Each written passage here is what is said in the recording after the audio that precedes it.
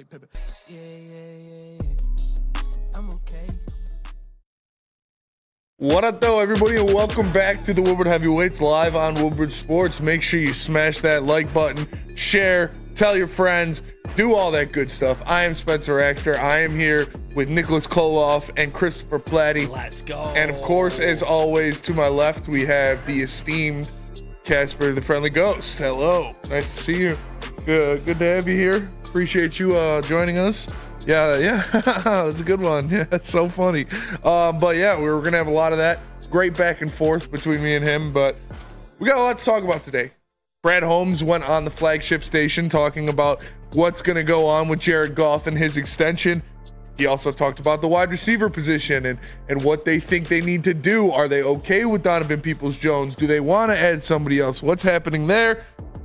And the list killers are back in full effect because they just keep giving us lists to kill. It's not, we don't ask for this title. It's just lists are put out there and they are ready to be killed. And it's just, I don't know why they keep doing it.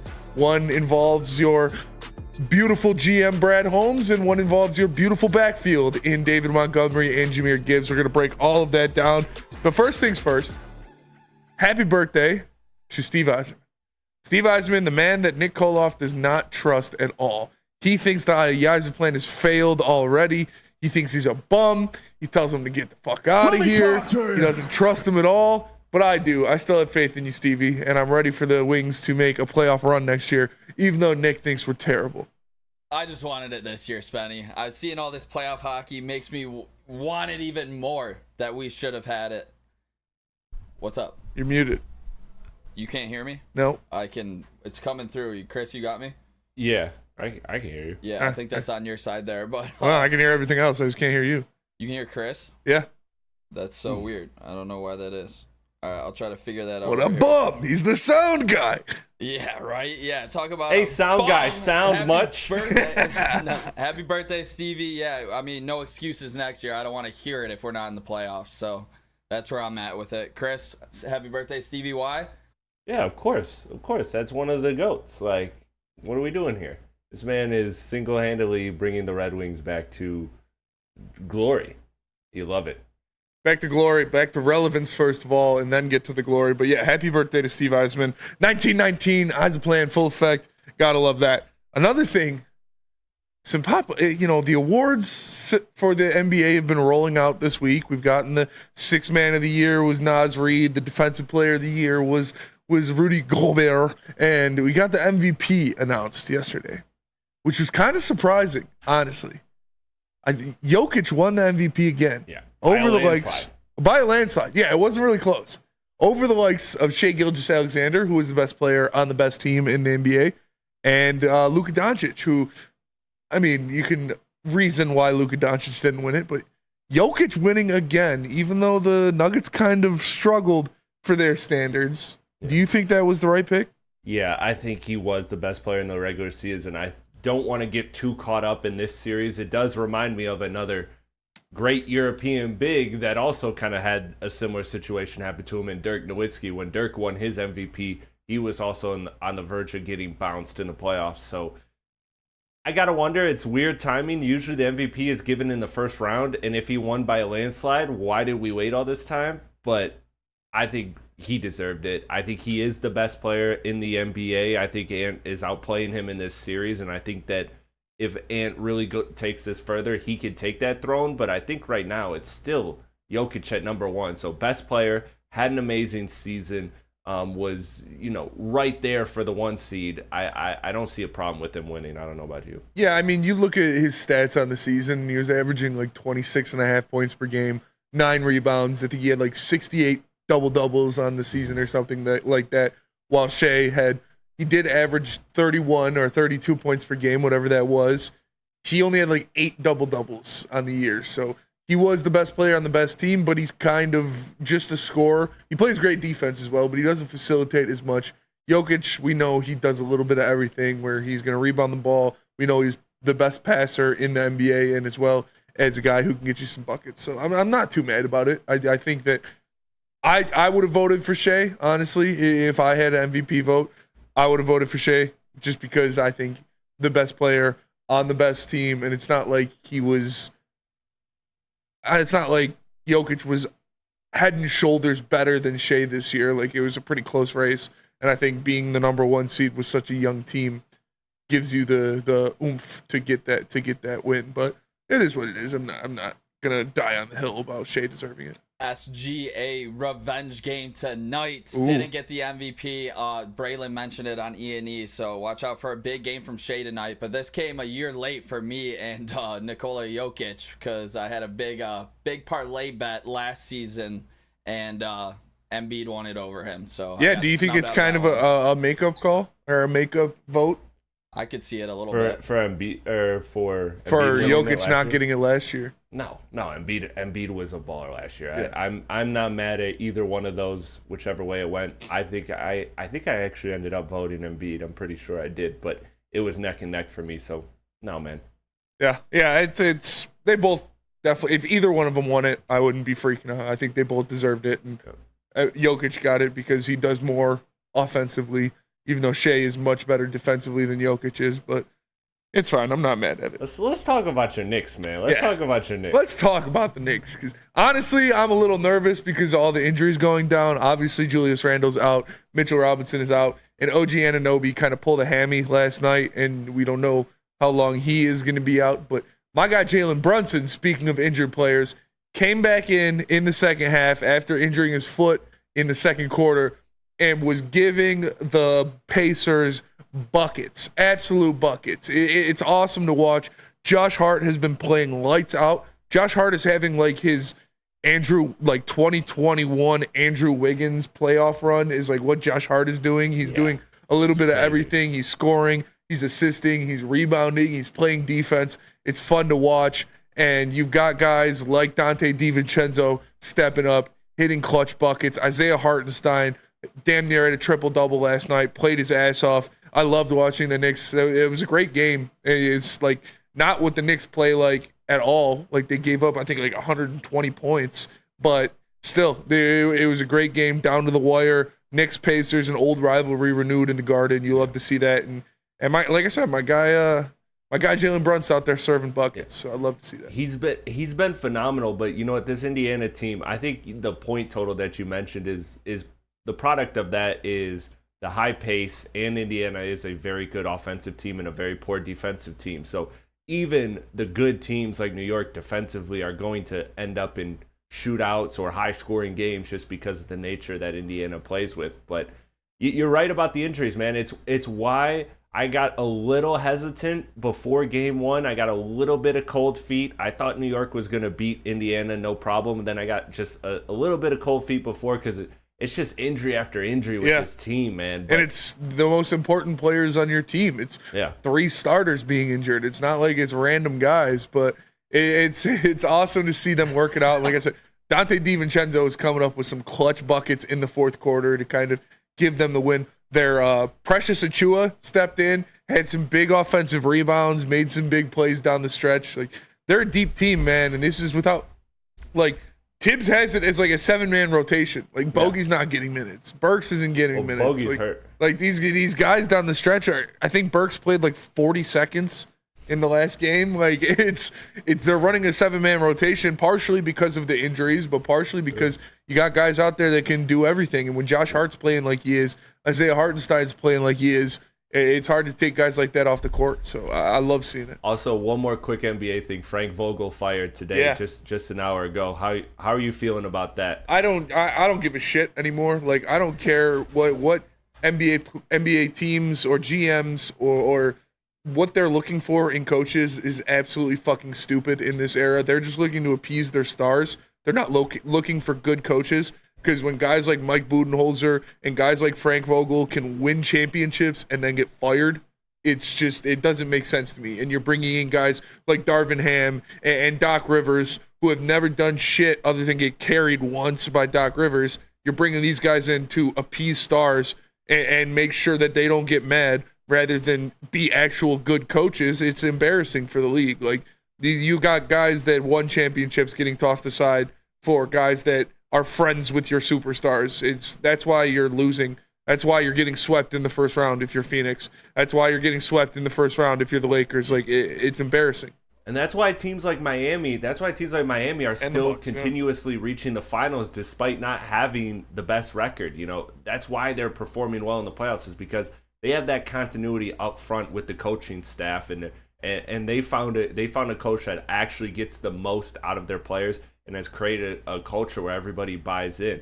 I mean, you look at Michael Malone, same thing in Denver. He's been there for years. It's been a consistent staff. So I think that's really the key, and you're right. They're getting lost in it. Frank Vogel especially, man. This is the second time in 3 years this man has gotten fired just because his stars had to throw him under the bus. Yeah. It's ridiculous. And like Easy said, the Bucks, and it's true. Like, you look at what happened with Adrian Griffin. Like, he had them as the number 1 seed in the East, and then you fire him because Giannis doesn't like him, and you bring in Doc Rivers and it falls apart. Yeah. Like, I know Giannis being hurt played a big role in it as well, but they were pretty trash for the first 2 months of Doc Rivers being their head coach. It's not, you shouldn't just be hiring coaches to appease your stars or make sure your stars are happy and make sure they have their bowl of green M&Ms and Mike and Ike's without the mics. Like, make sure that they're good coaches who bring out the best of your stars. Like, not everybody got along with Chuck Daly, but he produced fucking results. Like, it's what happens. That you need a hard ass as a coach sometimes, especially when these guys are already pampered and over flaunted and can sit out as many games as they want and can request trades for no reason. Like, the NBA is getting to a point where the players run the league, and I guess that's what they want. That's what Adam Silver wants, but it's tough for coaches to like do anything. You can't do anything if you're a head coach, because if you do something that upsets the superstar, then you get fired, even if it means you're winning more games.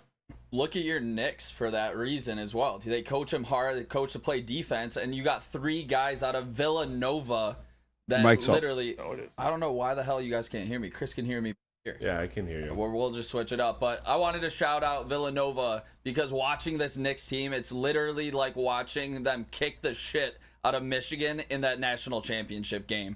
No surprise to me that these guys are having success.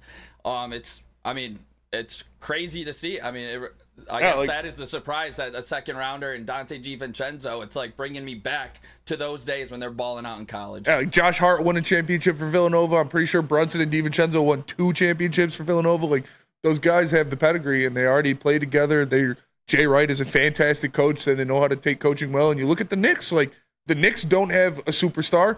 Like, if you consider Jalen Brunson a superstar now, I'll give it to you. But on paper this year, they didn't have a superstar going forward. But they're one of the best they're one of the best teams in the East, because Tom Thibodeau. Say what you want about him, he's a great coach. And like, people don't like playing for Tom Thibodeau. Like, unless you're fucking TJ. Why can't I think of his name? Taj Gibson or Luol Deng or Joakim Noah. You don't like playing for Tom Thibodeau, but he's a damn good coach and he knows how to win basketball games. And so that's what the Knicks went with. Because the Knicks don't have that kind of, I don't know, that, I can't think of the word, like, or not aura, but like the star being this prima donna kind of thing. They don't have that on the team. Their star is Jalen Brunson, who is approaching superstar level, but he's a very down-to-earth and humble guy. So he's never going to be demanding coaches get fired, demanding you make trades for Russell Westbrook that destroy your entire franchise. Like, no, he goes out there, he plays ball, and he gets buckets. So New York's got a hell of a future, man. They got all their picks. They got tradable players. They got a guy who was flirted with all NBA coming back, not this season, but presumably next season. Randall, like, you gotta love the position you're in if you're in New York. Yeah, and they did like what the Mavs did at the trade deadline, where you don't bring in a superstar to change things up. You bring in very, very good players like Burks and Boyan and OG Anunoby that are going to complement the other guys you have. Like, OG was going absolutely nuts last night until he got hurt. Yeah, so he's been awesome. We're gonna talk a lot of Lions. Don't worry. I know you guys don't care about basketball, especially the Knicks, but we got a lot of Lions on the slate that we're gonna talk about. But first, let me tell you about Planet Fitness. Planet Fitness is the home of the judgment-free zone, where anyone, and we mean anyone, can feel comfortable and work on their fitness goals. At Planet Fitness, you'll experience a squeaky clean gym that has tons of workout equipment, a full body workout in 30 minutes, and all memberships include fitness training. You get all that for just $30 a month, or $10 a month, no contract needed. No matter where you are, there's a Planet Fitness close by, more than 15 in Metro Detroit, and thousands more throughout the world. Planet Fitness, where fitness is essential. Love Woodward Sports? Love wearing clothes? Then you should be wearing Woodward Sports clothes. Check out our full line of merch at woodwardsports.com. Just click on shop. We have all your favorite designs, like Dan Campbell kneecaps, Woodward golf, and of course, our own logoed out merchandise. Men, women, infants, kids all love Woodward Sports. Impress your friends. Impress your boss. Impress your dog. Buy Woodward Sports merch today.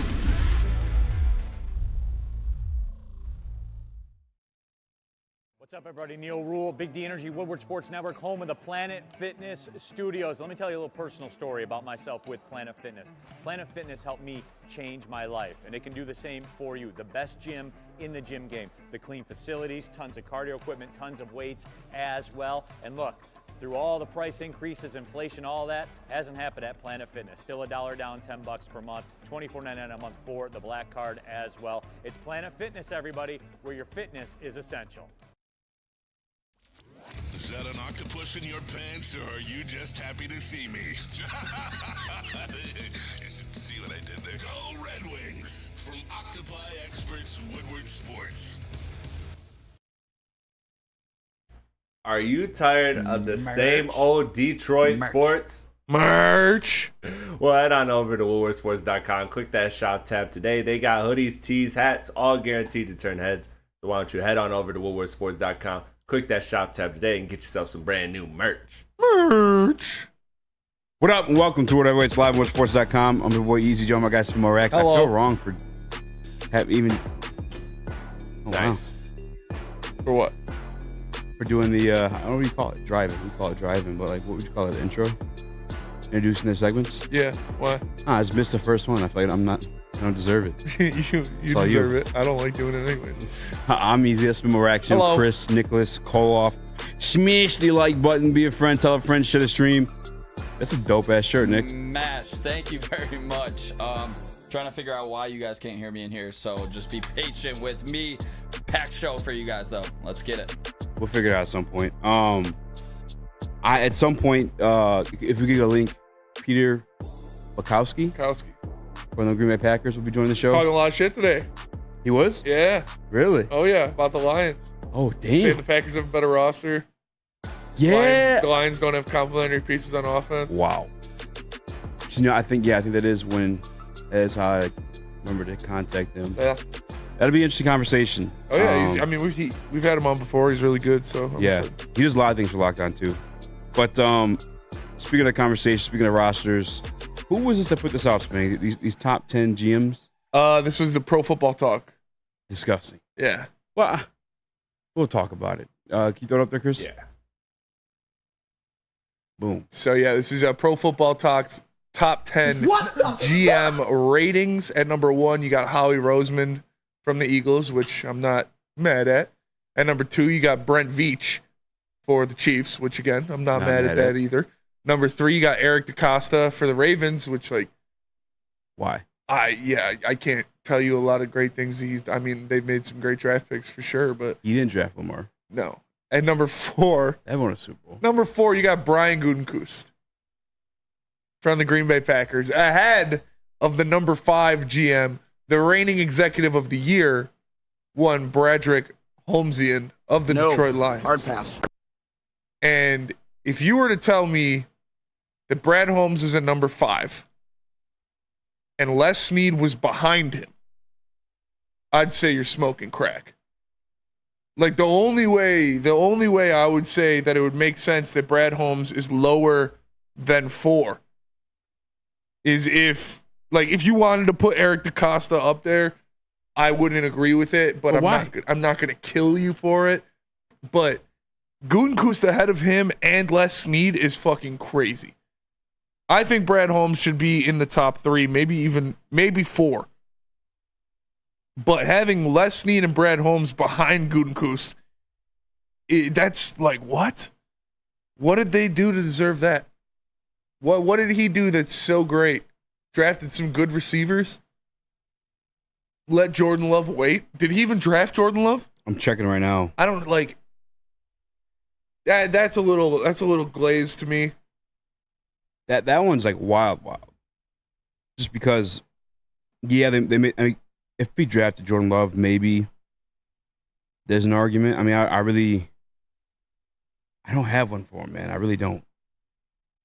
Okay, his first draft class, he drafted Jair Alexander. You know who he drafted after that? Josh Jackson. Do you know who that is? No. No clue. Oren Burks was his 3rd-round pick. Do you know who that is? No. Jamon Moore. Is he in the NFL anymore? I No. can't tell you. He's not. The only guy, there's 2 of them.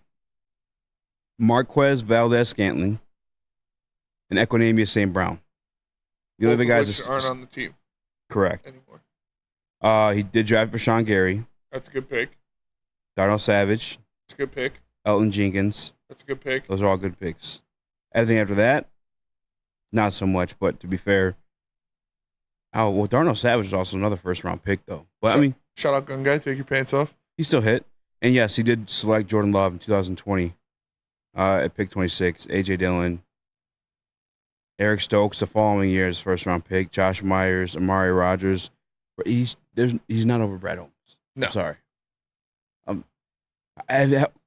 Jair Alexander probably All-Pro. Has Rashawn Gary gotten one?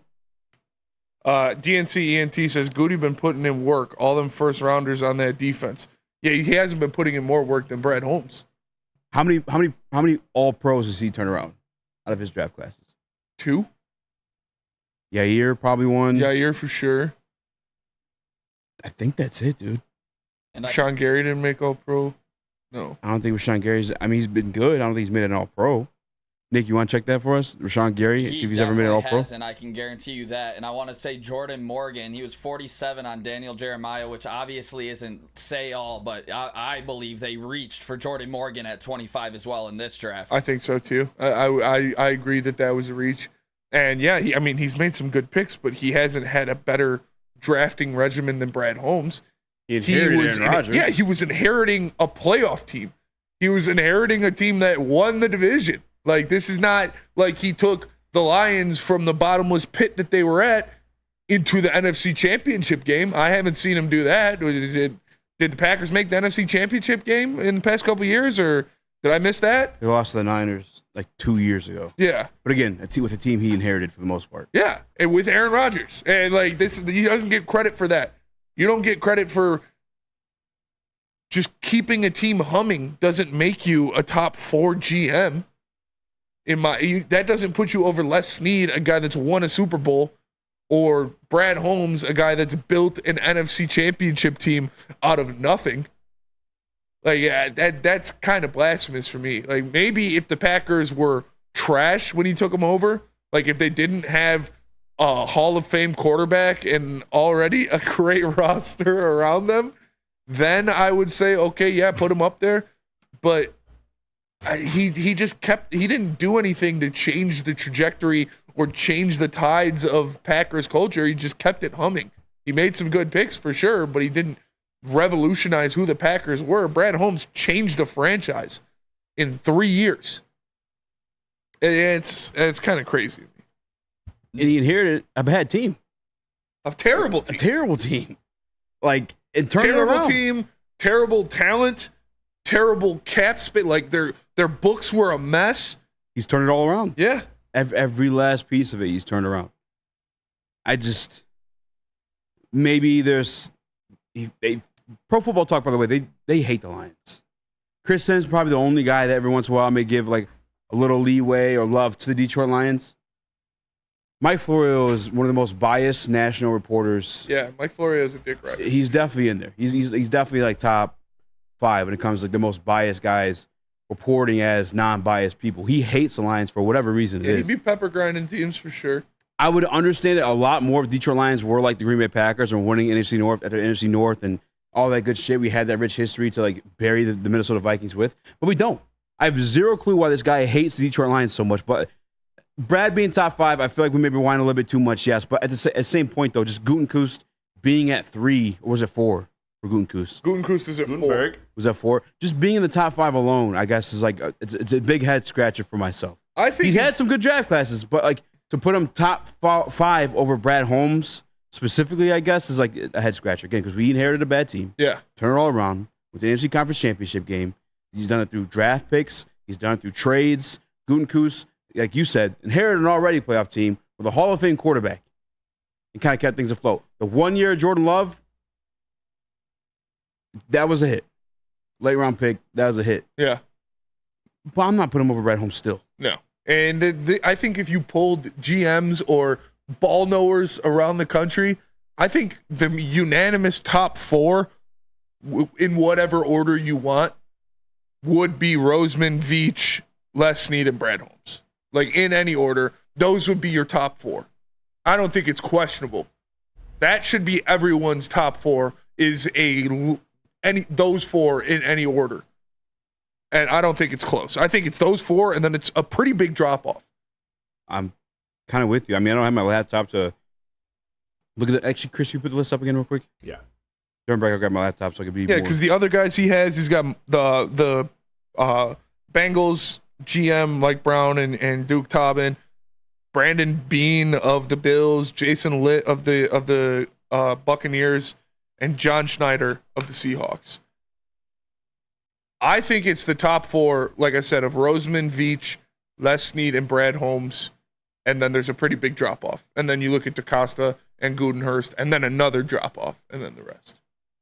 Because I like Gutenhurst, he's not a bad GM. I'm not saying that. No. He's definitely made some great draft picks. Was he top 4? Not top 4, not ahead of Brad Holmes or Les Snead. That's where I get mad. He's definitely a good GM, but he's not ahead of those 2. Yeah, it's just a head scratcher for me. And as a guy who tries to find the reasons why you see these kind of things, I can't really do it for this one. Yeah, Rashawn Gary, no Pro Bowl, no All Pro. First of all, second of all, on Brad Holmes' front, we talked about it a little bit yesterday, but Jared Goff was thrown to the wolves. They added the 2 first-round picks for that because of that contract. He's turned him, like, completely rejuvenated him. And now this team was just in the NFC Championship game. He's insulated him quite well with all of the young talent, and Brad Holmes deserves full credit for that. I think he's easily top 3 on this list. Gutenkunst, however you say his name. No disrespect to him. Gutenberg. I think it's Gutenkunst. But, like, come on, man. He's not better than Brad Holmes or Les Snead. There is serious bias behind that, Mike Florio. You're a chump. Like, get over yourself. Yeah. Honestly. And I know he's a Vikings fan, but again, that's why I mentioned, like, it'd be different. Detroit Lions are winning division after division after division, you know, strong holding the Vikings. If we did what we just did to the Green Bay Packers and knock them out of the playoffs, like, I would get why Mike Florio hates the Detroit Lions so much or has a bias against the Detroit Lions, but that's not the case. He's just a hater or just, he's not a dumb guy. I don't know. Again, it's that time of year, though, this season. They know we rile up. We're one of the few fan bases to have its own digital network, per se. So maybe it's tactical. I don't know. If you look me in the eyes and you tell me Gutenkunst is a better GM than Les Snead or Brad Holmes, I'm going to look you in the eyes and tell you you're an idiot. I got to be honest, too. Even DaCosta, as it is, from... Yeah, I'm not putting him over Brad Holmes either. I really can't. No. What in the single fuck has he done? I mean, he's made some good picks. He's bolstered that, made some good signings. Kyle Hamilton's bringing in Marcus Williams. Yeah. I don't know if he drafted Marlon Humphrey or not. Again, another guy that inherited. Traded for Roquan Smith. That was a good trade. Yeah, he drafted what's our guy in the middle? Why can't I remember his name? Matabuke. Yeah, Matabuke. He's made some nice The moves. first where you forgot a name and I'm the one who remembered. Yeah. That just tripped me out, bro. He's made some nice moves for sure. But again, I'm not putting that over Brad Holmes because the Ravens are a perennial playoff contender. That when you manage a team like that, like Brad Holmes is the only one. I would say Brad Holmes and Les Snead and Brent Veach are the only ones on this list that like built their teams from kind of mediocrity to what they are now. Vikings winning percentage against Detroit Lions the highest amongst any 2-team matchup in NFL history.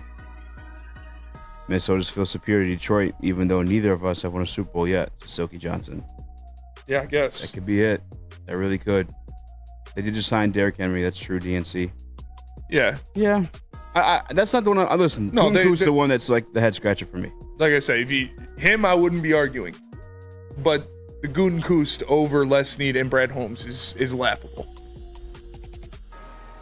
Yeah. And it's not just Brad. And Les Snead, too. Like, that is ridiculous. This is a guy, we saw how he architected that Super Bowl team together. 2 of them, really. Just didn't win the first time with Goff. But without further ado, we got to tell you about Feldman. Since 1996, Feldman Automotive has been driven to provide a fast, convenient, first-class car buying experience called the Feldman Advantage. With over 18 locations, there's a Feldman dealership in your backyard. Visit feldmanauto.com to find the location nearest you. Catch Woodward Sports Network live from Feldman of Chevrolet Novi every other Monday. Feldman Chevrolet, Detroit's #1 Chevy dealer. Game is won in the trenches, and our big fellas don't mess around. The Woodward Heavyweights on Woodward Sports. Braylon Edwards here, Premier Pet Supply. Man, just looking around, who's got it better than pets?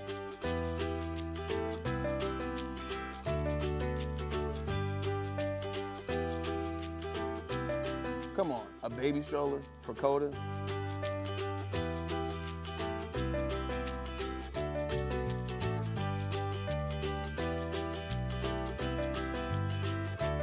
A chef for Lola? Really?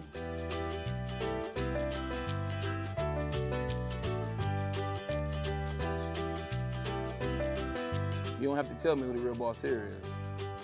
Who's got it better than pets? Nobody, especially here at Premier Pet Supply. For over 30 years and more than 13 locations, Premier Pet Supply has everything that your pet can dream of, and guess what? It's all under one roof. Premier Pet Supply, family owned, operated, and proud to call Metro Detroit home. Check out premierpetsupply.com or scan the QR code today. Who's got it better than pets? Nobody! Woodward Sports has a new morning show. Start your day with Wake Up Woodward, Monday through Friday, 8 to 10 a.m. live on Woodward Sports. Join Kool-Aid, Flannel Sam Broder, JB, and KG every morning as they cover all of Detroit sports. Sports talk, banter, and live fan interaction, all on Detroit's #1 sports network, Woodward Sports. Buongiorno. Welcome back. Woodward Heavyweights live on WoodwardSports.com. I'm Easy. Joined by Spin More Reaction, Chris. Hello. I almost said JB Smooth. It's been a minute since JB's been here. Trip. Talking with JB I get to right see now. JB every day. Do you? Yeah. Oh, switch off? Yeah. Shout out to JB. More Brad Holmes He always stuff. drills farts in the TD booth before I get in. JB. Yeah. That's funny as fuck, I actually. go in there, all he smells like farts. Yeah, he used to do it at the sound booth too, I heard. That's a big thing that JB is known for around here. JB's definitely a farter. Yeah. And he's very kidnappable. Very kidnapping farter. That's his method of defense, is farting. That's why he just trained his bowels too well. Like a skunk. You run up to him and he'll just fart at you. Chris, I sent this on my way over, so I don't know if you got it or not. Yeah. Okay, cool. Ones. So Brad Holmes is on local radio. Obviously, I saw a couple comments on Woodward Sports Chat already about it, but he had these things to say about Jared Goff. Yeah, I mean, well, look, first and foremost, you know, he's earned an extension, and it's important. It's a high priority for us, and both sides are working really, really hard, and these things just take time, you know. And this working on not only trying to get an extension done with him, but you know, like you said, Panay and Saint. It's not something that we waited till after the season to start planning for. You know, like the whole process of budgeting and preparation and all that kind of goes into it. We've been preparing for a while. And look, in a perfect world, we'd have had all three of them done. Bang, bang, bang. You know, but these things just kind of take a while, especially with the quarterback market. But I do have faith that it's going to get done. And There you have it. There's a lot of discussion about this. Which is pretty much the same it's been on, although I did see a quote, and forgive me for not listening there, I probably should have. Of highest priority, was that, I think, I do remember him saying that actually. Yeah, he said it was of highest priority. It's something that he's been trying to get done, something both teams have been working at very hard to get done. And So it sounds like the Lions, like they want to do it. They have their offer. I'm sure they've presented it to Jared Goff's camp.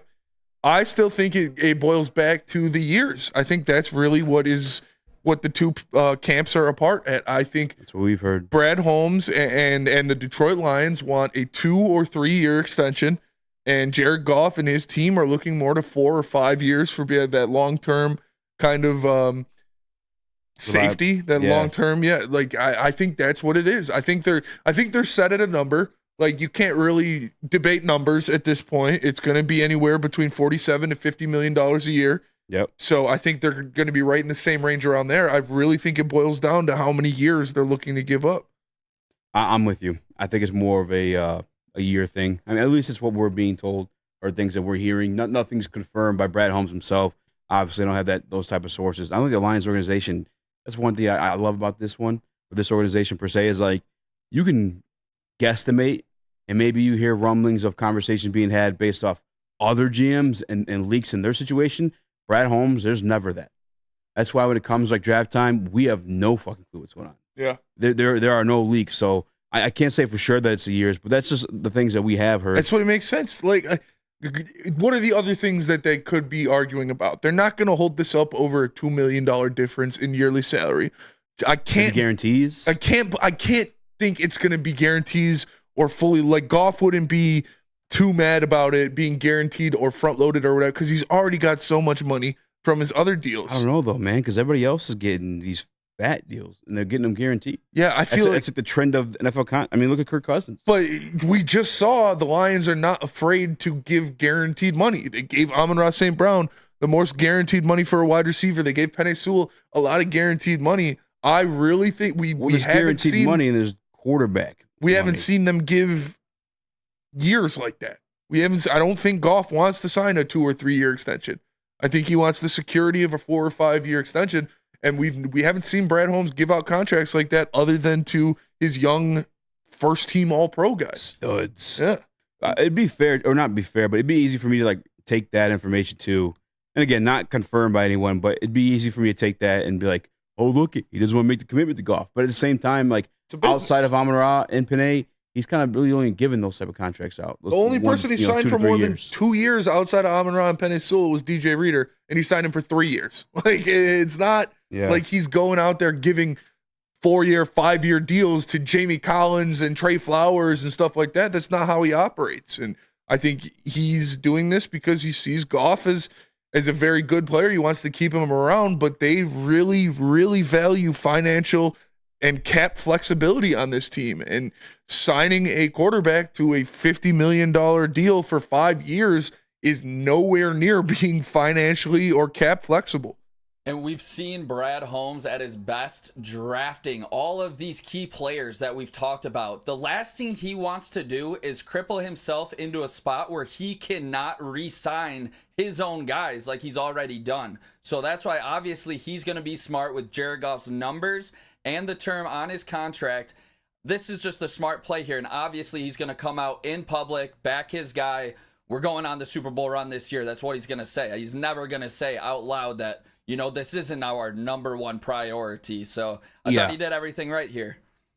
No, I'm with you too. That's the other part of it as well. Like, if there is some hidden agenda or Hendon Hooker is your contingency, he's never going to go outright and say that when Jared Goff is like the leader as of now. When Jared Goff is going to be your starting quarterback heading into the season. Granted, a miracle in Hendon Hooker or somebody else looking like freaking Patrick Mahomes 2.0. Even in that scenario, they're probably going to give Goff the reins until end of this year at least. Yeah, this year is set. They're not going to do anything crazy to break up the chemistry, the cohesion, and the just flat out balling that this offense has been doing in a year where you're trying to win a Super Bowl. They're not going to do anything to break that up. I don't think Jared Goff does anything to break that up. Even if he doesn't sign his deal, I would be extremely, extremely surprised if Jared Goff held out, even if he didn't get a deal, because he knows that this is his best chance to win a Super Bowl. He's already got a shit ton of money. He knows he's going to get paid regardless. I would be extremely, extremely surprised to see him hold out. So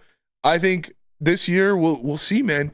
I wouldn't be surprised if they get it done at training camp, because we saw other guys last year get their deals done around training camp, like a Joe Burrow, like a Justin Herbert. Those extensions got done kind of in training camp, and the guys you're looking at to sign deals this year are all in that same kind of boat with Tua Tagovailoa, Jared Goff, Dak Prescott, Trevor Lawrence. Those are the extensions we're going to see this year, and none of them have really broke the bank just yet. So I would not be surprised to see Jared Goff get his deal done with the first couple weeks of camp. I'm with you on that one. That's a phenomenal point. And I don't have the names ready for that one, but yeah, that's what's kind of been going on. Guys getting their deals done in training camp and or right after training camp. And again, I would even trip if it was something that happened after the fact. Like I've already conceded to the fact that Jared Goff is going to stay here. I think that's everyone's kind of like recognized that. I mean, maybe teeter-totter and I've teased you about Hendon Hooker being that guy, but they're going to at the very least give him that, like you said, that first 2 years guaranteed, third year optional on the team end, like they've done Daniel Jones, Geno Smith. Yes. Because I think that's the kind of deal they're trying to give. Exactly. And the thing is, too, like you don't even know what Hendon Hooker is both ways. Talking about good and or bad. Yes. I mean, it sounds like they gush over him for sure, but like we still don't know like what that is for damn sure. So he's doing it the right way. I don't think anybody should be discouraged or, I mean, you can be encouraged, but again, it's not really new information. We knew this was going to happen. And I just said, like, I wouldn't be surprised that if they don't get it done at camp or around camp. I wouldn't be surprised if they don't get it done to start the season. I wouldn't be surprised if they go through the season, they play out the season and let it happen. Because I heard, that station in town saying, like, oh, that's going to be a distraction if you don't get it done. That's all they're going to ask about. That's bullshit. Yeah. That Jared Goff is always asked about is a professional. He is a consummate professional. He is not going to let Wojo or one of the Lions report Broder asking him, hey, do you think you're going to get your deal this week? What's going on there? That's not going to distract him from going out there and being the quarterback for the Detroit Lions. You could say whatever you want about Jared Goff, and we've said a lot of things about Jared Goff. You cannot say the man is not a professional. He goes in there, he takes care of business. He's a company man, and he's not going to let something like that distract him for his goal and his team's goal of winning a Super Bowl. I'm not worried about that in the slightest. Yeah, I don't see this stopping them from achieving things they want to achieve. I think they're too close now.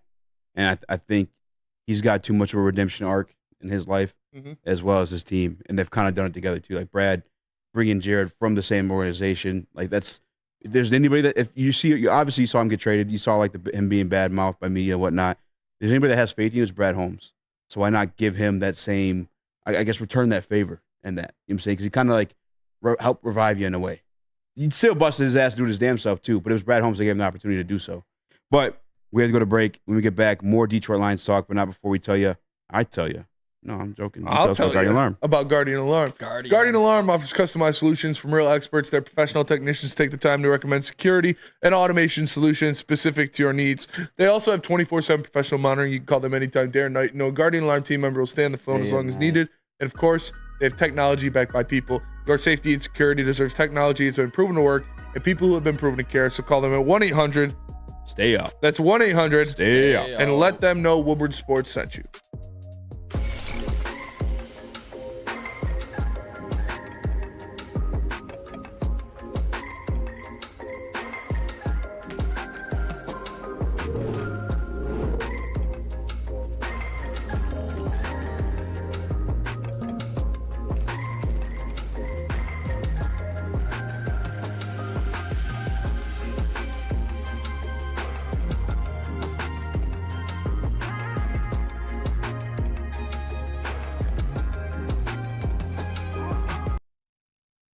Congratulations to the real Coach of the Year, Motor City Dan Campbell. Just put your head down and go to work. It's about to be fun, man. It's about to be fun. Woodward Sports. At work and at home, we're there with smarter security solutions. Featuring complete automation with customized alerts and more. For over 90 years, we've been the company that's been counted on to protect what matters most, all with personalized service and care. Right now, for a limited time, receive a free video device plus free installation with a new home system. Guardian Alarm. We protect Michigan.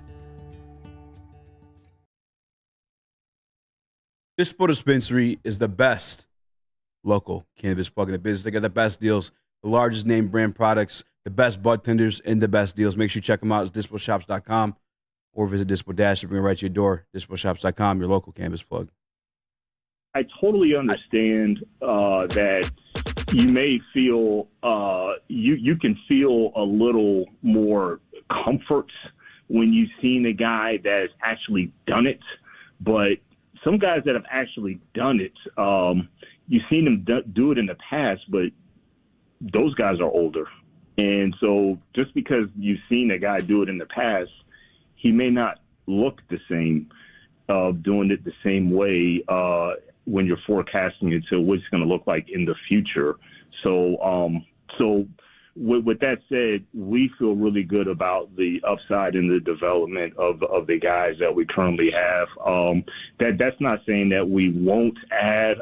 That's a position that, especially when you get into camp, those guys put a lot of yardage on the field. And so you always got to kind of, at some point, you need to add a guy here or there when some attrition comes. But we feel really good about the guys we have. And obviously we have an elite one that we just did a deal with. And, we have Jamison Williams that's been coming on very, very strong. And we have high hopes for him. And we like where he's at this point, and we know that he's just going to continue to get better. Peoples-Jones, we traded for. He was a big time core player for the Cleveland Browns before we traded for him. But we traded for him, and the guy comes in late and he doesn't really know the offense, and so then you hadn't seen Peoples-Jones, and then we all kind of get into the recency bias of, well, what's Peoples-Jones going to do? He hasn't. No, Peoples-Jones can play, and so he does provide an element of being able to play on the outside and being a contested catch guy, and being able to do multiple things. And we're really excited about Antoine Green, about how he's came along, and he's another guy that has size, he has speed. And he's a guy that kept getting better and better and better from what we've seen throughout the year. I know he didn't get a ton of targets in games for the world to see, but us being internally with him every single day throughout the season, we really like he's going. We really like Khalif Raymond, obviously, that we extended last year. So we really like our. Yeah, and I mean, I could have told you that. I tried to tell you that. We talked about how Brad Holmes said it would have been an A+ offseason if only about the receivers, by the way. Yeah, you guys didn't catch that. Only getting Josh Reynolds was the one thing that he wanted to do. Mm-hmm. I think that was more of a comfortability with Goff standpoint rather than a lacking talent standpoint. I think they like where they're at with the talent group in the wide receiver room, but they wanted to bring back Reynolds just because him and Goff have such a good chemistry together. And I said that I'm confident that Donovan Peoples-Jones could step up and be a good receiver in this offense. I know what he can do. I've seen him do it before.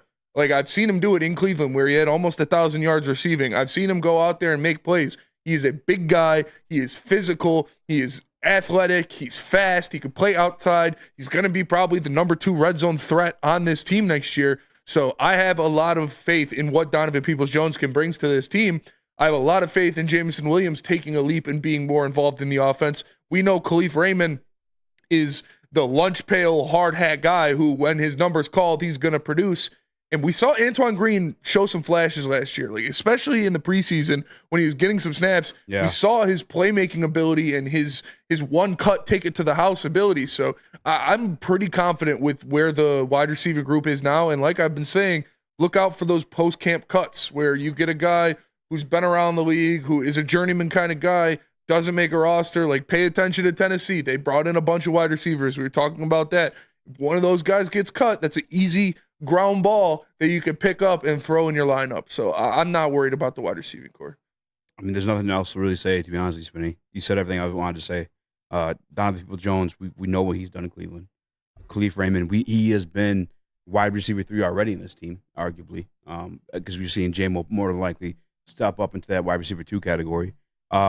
And then, the guy I'm probably most excited about is how it is. A lot of young players is the young one, and that's Antoine Green. And as you said, I think it was more the Panthers game, he kind of balled out.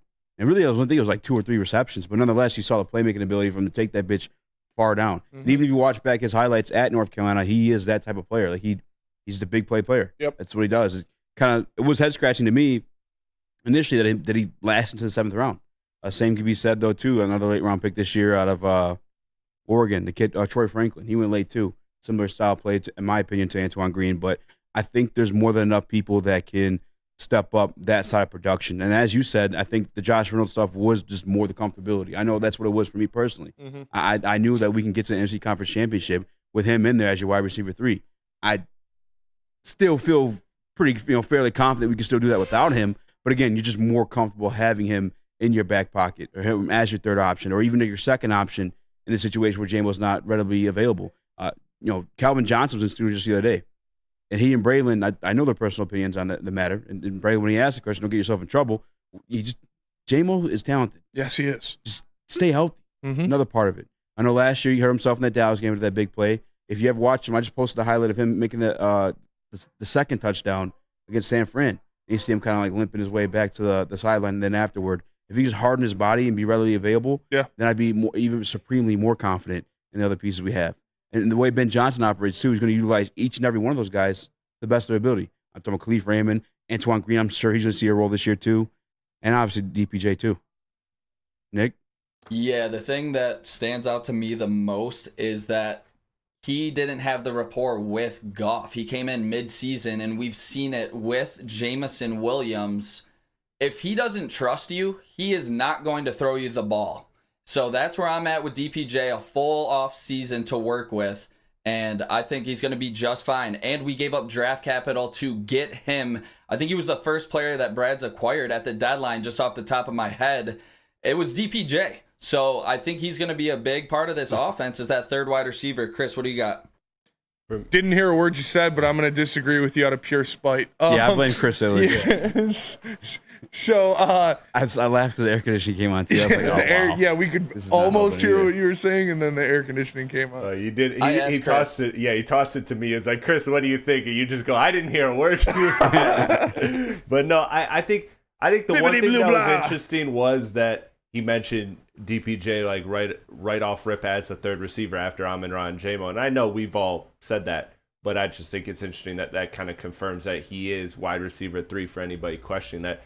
The other thing that Eazy brought up that does get me a little nervous is Jamo, what happens if he's not healthy for a period? But, I mean, we've seen this team go down without Amon-Ra for a game or two and survive. So as long as it's nothing, long-term, I think this receiving core has enough talent around it. And I'm glad that he mentioned Antoine Green because that was a player that, as you know, last year I was very excited for. I was even really hoping for him to get more reps, and he just didn't, which was understandable considering the receiving core we have. But overall, I feel confident. I feel confident in it. It can get the job done, but I would like that, whether it's trade deadline, post-camp cut, that one more veteran piece that I like, now we're loaded. Because you can never be too loaded at wide receiver. Great point, Chris. Jay Washington said Chris dressed like a substitute teacher. That's a good one. I had to change in the car between jobs, but here we are. Good Lord. Rare form today, boys. Come get your hair cut. Trust me. Yeah, you won't regret it. But I don't even remember what I was going to say. Honestly, just easy. I'm enjoying this right now. Yeah, I told her earlier, I was like, it's shit's sitting today. But yeah, sports, football, yeah. Oh my God.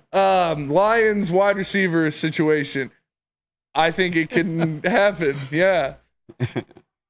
It's good. They'll be it's good. Fine. They'll be fine. Because the other thing too is we have seen this team struggle without Amon-Ra St. Brown, but there's two factors. This is why I say context always matters. Everyone likes to throw numbers and be like, yeah, it's all good. Look at this.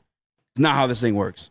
But the context surrounding the situation we had Amon-Ra St. Brown last year, it was a Dallas Cowboys game. Not last year, but the year prior, 2 years ago now. Dallas Cowboys game, Patriots game. 2 awful outings for this offense. But one was against Bill Belichick, who, all fairness, kind of just owned Jared Goff up until that point. Yes. And you didn't have Amon-Ra St. Brown, too. Yeah. 2. Might go out on top because he's not a coach anymore. We have Sam Laporta now, too. Mm-hmm. Like, we're talking about the wide receivers, you're talking about guys who catch the ball. Sam Laporta, one of Jared Goff's favorite targets, if not his second favorite target on this team. He's also going to take a step forward, in my opinion, too, just being in his second year in the NFL. He's going to be more prepared for the season, the grueling season that I ask. I'm sure Ben Johnson's going to throw a little extra wrinkles in there, too. I don't know if James Mitchell makes his team, but Ben Johnson's going to find ways to utilize guys even without a Josh Reynolds. Does it help to have a Josh Reynolds? Absolutely. But Yes. having Ben Johnson in your corner, he's going to find ways to make it work regardless. We talked about it when KG was here, how I can see Donovan Peoples-Jones and Jamison Williams combining to fill Josh Reynolds' role. Like, I think the production is easy to fill, but the role and what he does, like, Donovan Peoples-Jones is going to be that red zone threat. The guy, the big body they bring in there. And I think Jamison Williams can be used as that guy in intermediate routes as well as over-the-top routes. We saw him at the end of the season last year getting more of those 7-yard outs and different things like that, catching balls, breaking to the sidelines, or going across the end zone. And he seemed comfortable doing that, and Goff seemed comfortable throwing him those balls. So I think we're going to see a lot of that. And like you said, Sam Laporta is going to eat in the middle of the field. This is just going to give him more opportunities. We're going to see Jahmyr Gibbs take a leap in his role receiving the ball and catching the ball out of the backfield. He kind of struggled in that last year. If you're going to harp on Gibbs for one thing, it's going to be he dropped the ball a little bit coming out of the backfield. So I can see him fixing that and being a threat in the passing game more than he was last year. A couple awful takes in the chat. Just not even going to read them, honestly. Let's go right straight to break. Yeah, Keys has just been trolling the whole time. Nah, not going to give this one any attention. He is an absolute troll. He didn't make the bet. Lady Janes. Lady Janes, come in today, boys. Trust me.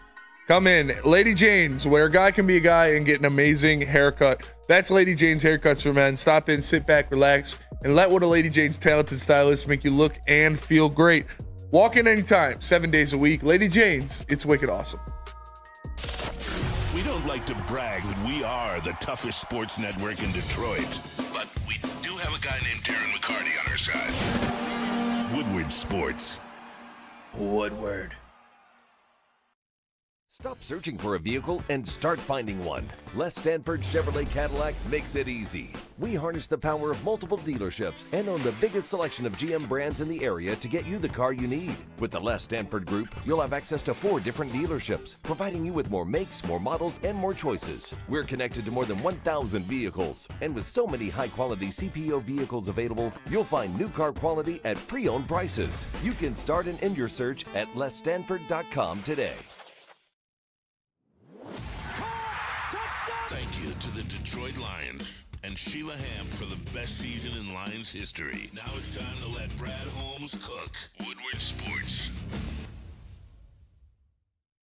Give your pet the best. Premier Pet Supplies, hands down Michigan's best pet store. Same prices and all the conveniences the online and big box retailers, with one major difference. They're family and locally owned and operated for 30 plus years. Over 60 brands of food with nutrition experts to help you. Same day, local, curbside, home delivery. Premier Pet Supply. Give your pet the best. www.premierpetsupply.com. What up, though? Welcome back to Whatever Waits Live, WoodSports.com. I'm Easy, joined by Spinmo Rex. Hello. I'm Chris, Nicholas Koloff, a.k.a. Detroit Mario. Smash that like button if you guys haven't already. Be a friend, tell a friend, and share the stream. Carrying on. Usually Wednesdays are dead days for Detroit Lions talk. Oh, it's Thursday. My week is all messed up right now. Why do I feel that way? Either way, continuing the talk with Detroit Lions. I hope everyone knows by now. I feel like we are the least biased show on the network, I'd say. Is that fair? Is that kind of... Yes. I'd Depends say on so. who you ask.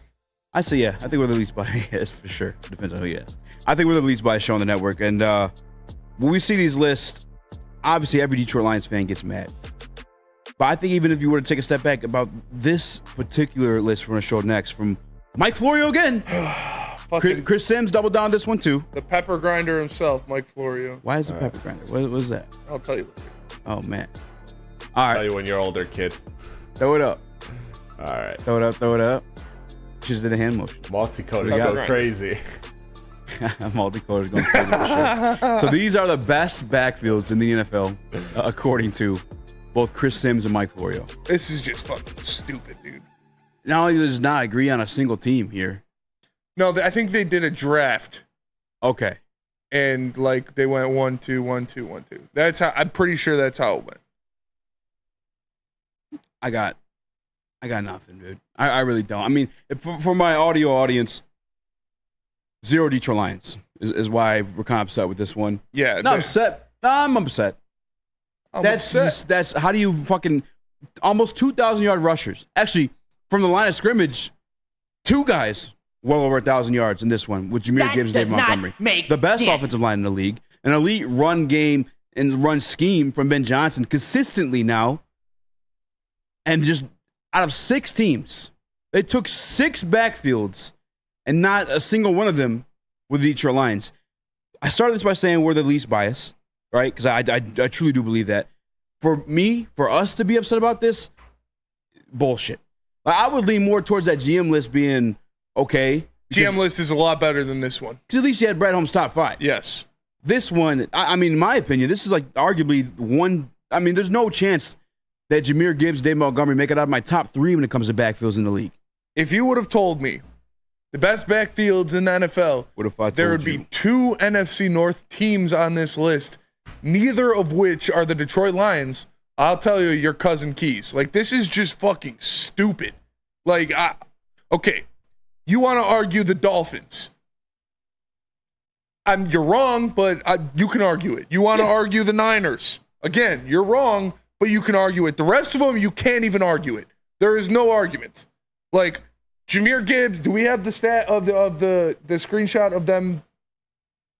Yeah.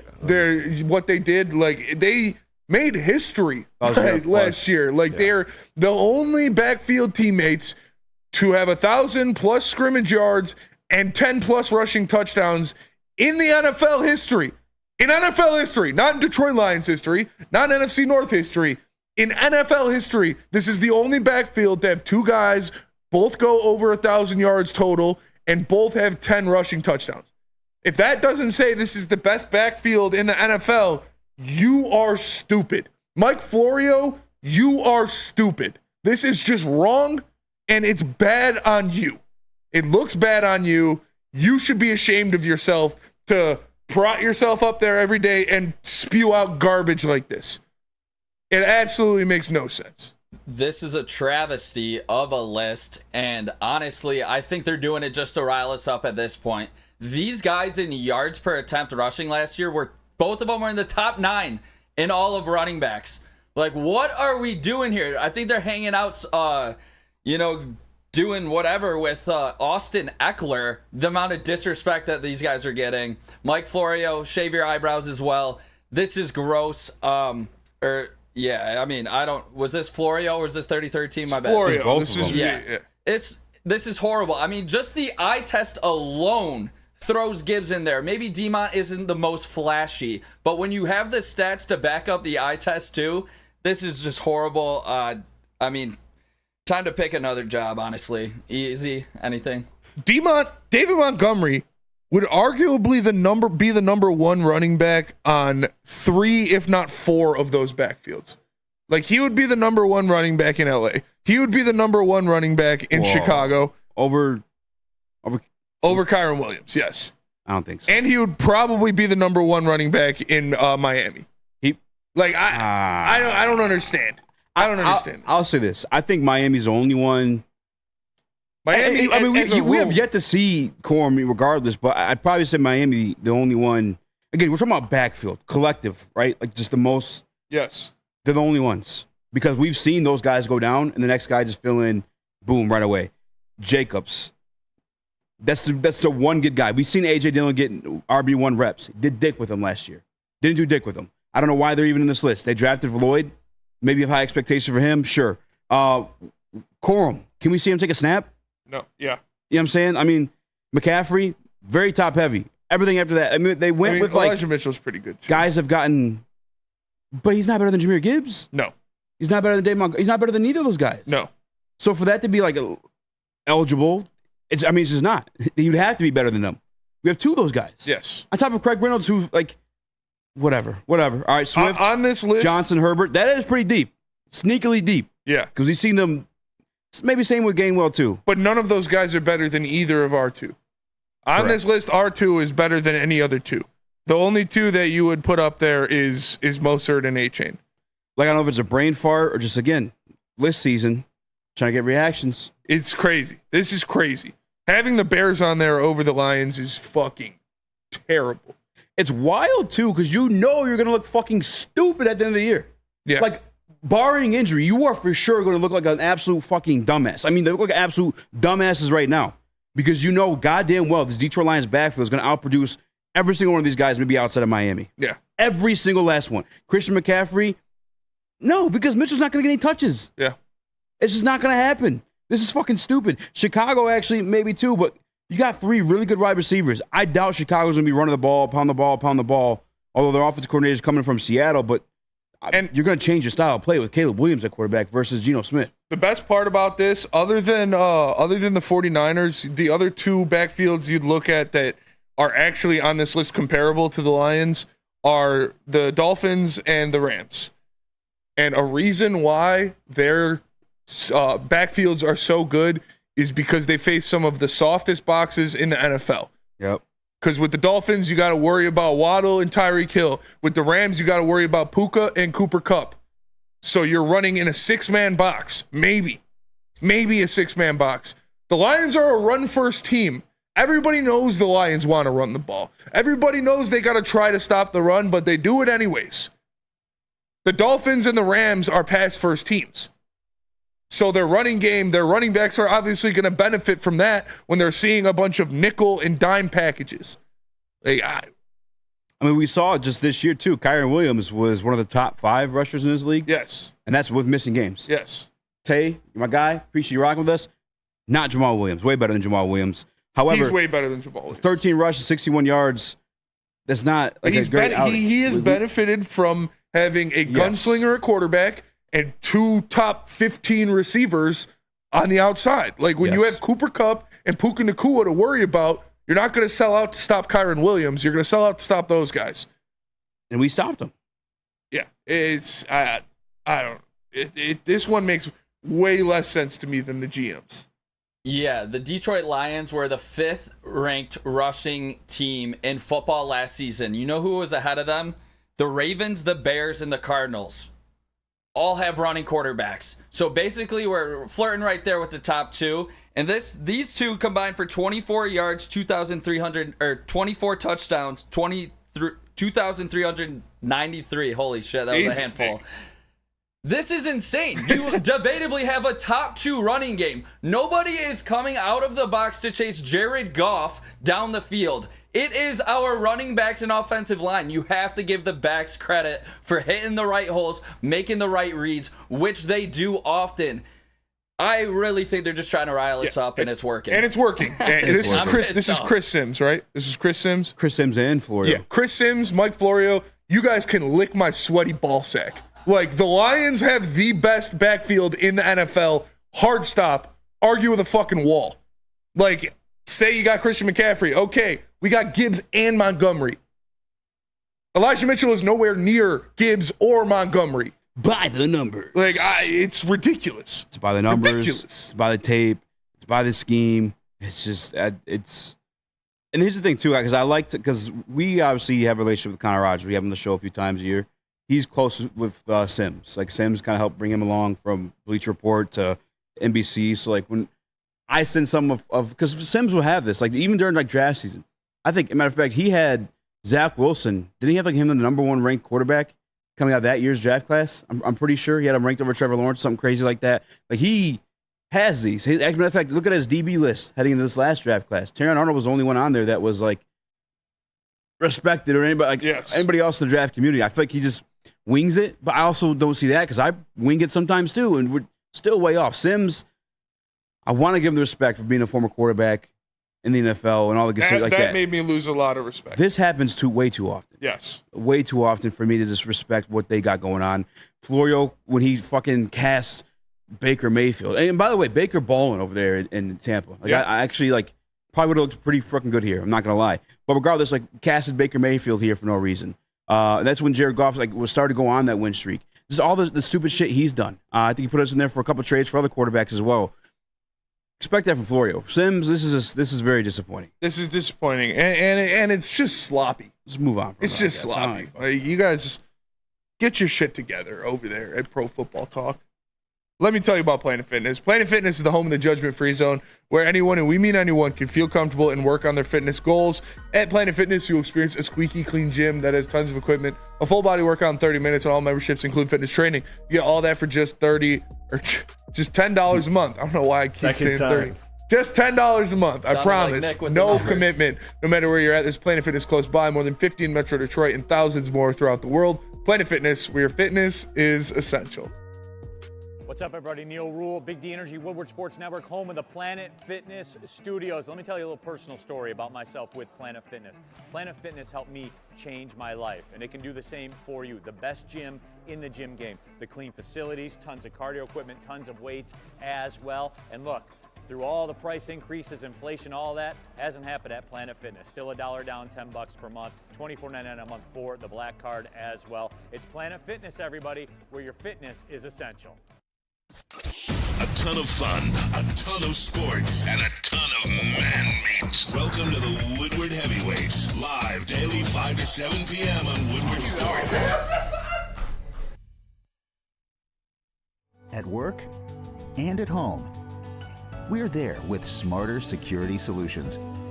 Featuring complete automation with customized alerts and more. For over 90 years, we've been the company that's been counted on to protect what matters most, all with personalized service and care. Right now, for a limited time, receive a free video device plus free installation with a new home system. Guardian Alarm. We protect Michigan. Soroki's Crispy Chicken and Pizza is taking over Michigan. Locations are popping up all over Metro Detroit, doubling their number of restaurants this year, known for their quality, hand-battered and hand-breaded chicken tenders, their delicious chicken sandwiches, and their New York-style pizza. Be sure to stop in and try to make a station near you, or go to Sorokis.com and figure out where you can get some of this delicious food. Sorokis! Smokes, it's what I does. I'm getting money every day. What about it, cuz? You better. The funniest shit. The all-time rap beef, and this will be just real quick. But two of the funniest things was J. Cole catching strays. Yeah.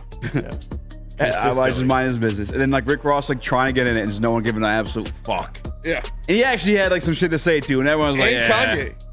Yeah, Kanye too. Kanye tried his to was get in. awful. Kanye's Nobody was cared. the worst, yeah. And it's crazy because that's Kanye. We literally, I mean, that just tells you top three. Those are at least for sure too. Oh, Three's yet to be determined. J. big Cole. one. It's big one. Well, yeah, now it's a big one. It's big Future. one after this. It's not okay. All right, moving on. Future. We're automatically jumping to something else. It's definitely, Jameer Gibbs. definitely Future. Shout out Future. Not Future. Just stop saying that. You're embarrassing the both of us. It is here. obviously Future. Very not Future. Check at all. numbers. Not even close. Let's talk about Jameer Gibbs though, It's Future. because you have him here. It's not Future.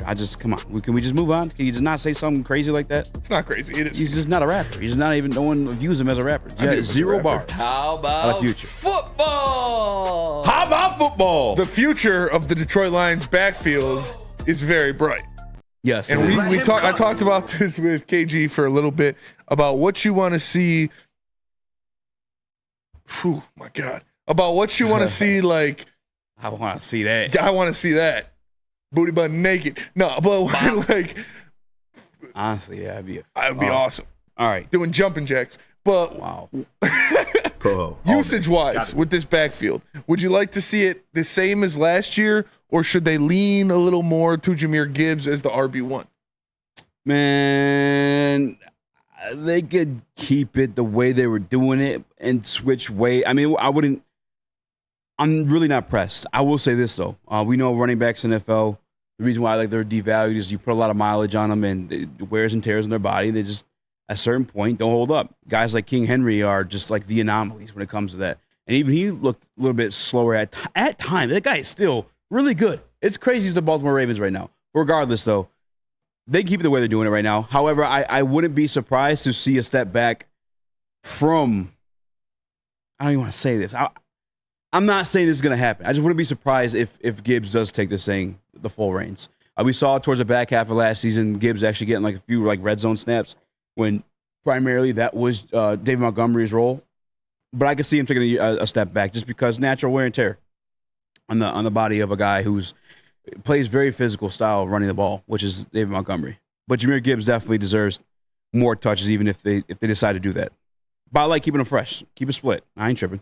Yeah. I'm really not. I would agree. I kind of backed off. My take originally was that I'd like to see Gibbs be the RB1, but then when me and Kenny kind of broke it down, shout out KG, by the way, he did fantastic when he was on his first in-studio desk appearance, but they were kind of RB1, RB1A. Like, there wasn't really a solidified running back one last year, and we saw how the snap share went. They're each going to get theirs. They're still going to get theirs. These are guys that you can put in, and it's not like they're not typecast like Denzel Washington. It's not like you know what's going to happen when they're out there.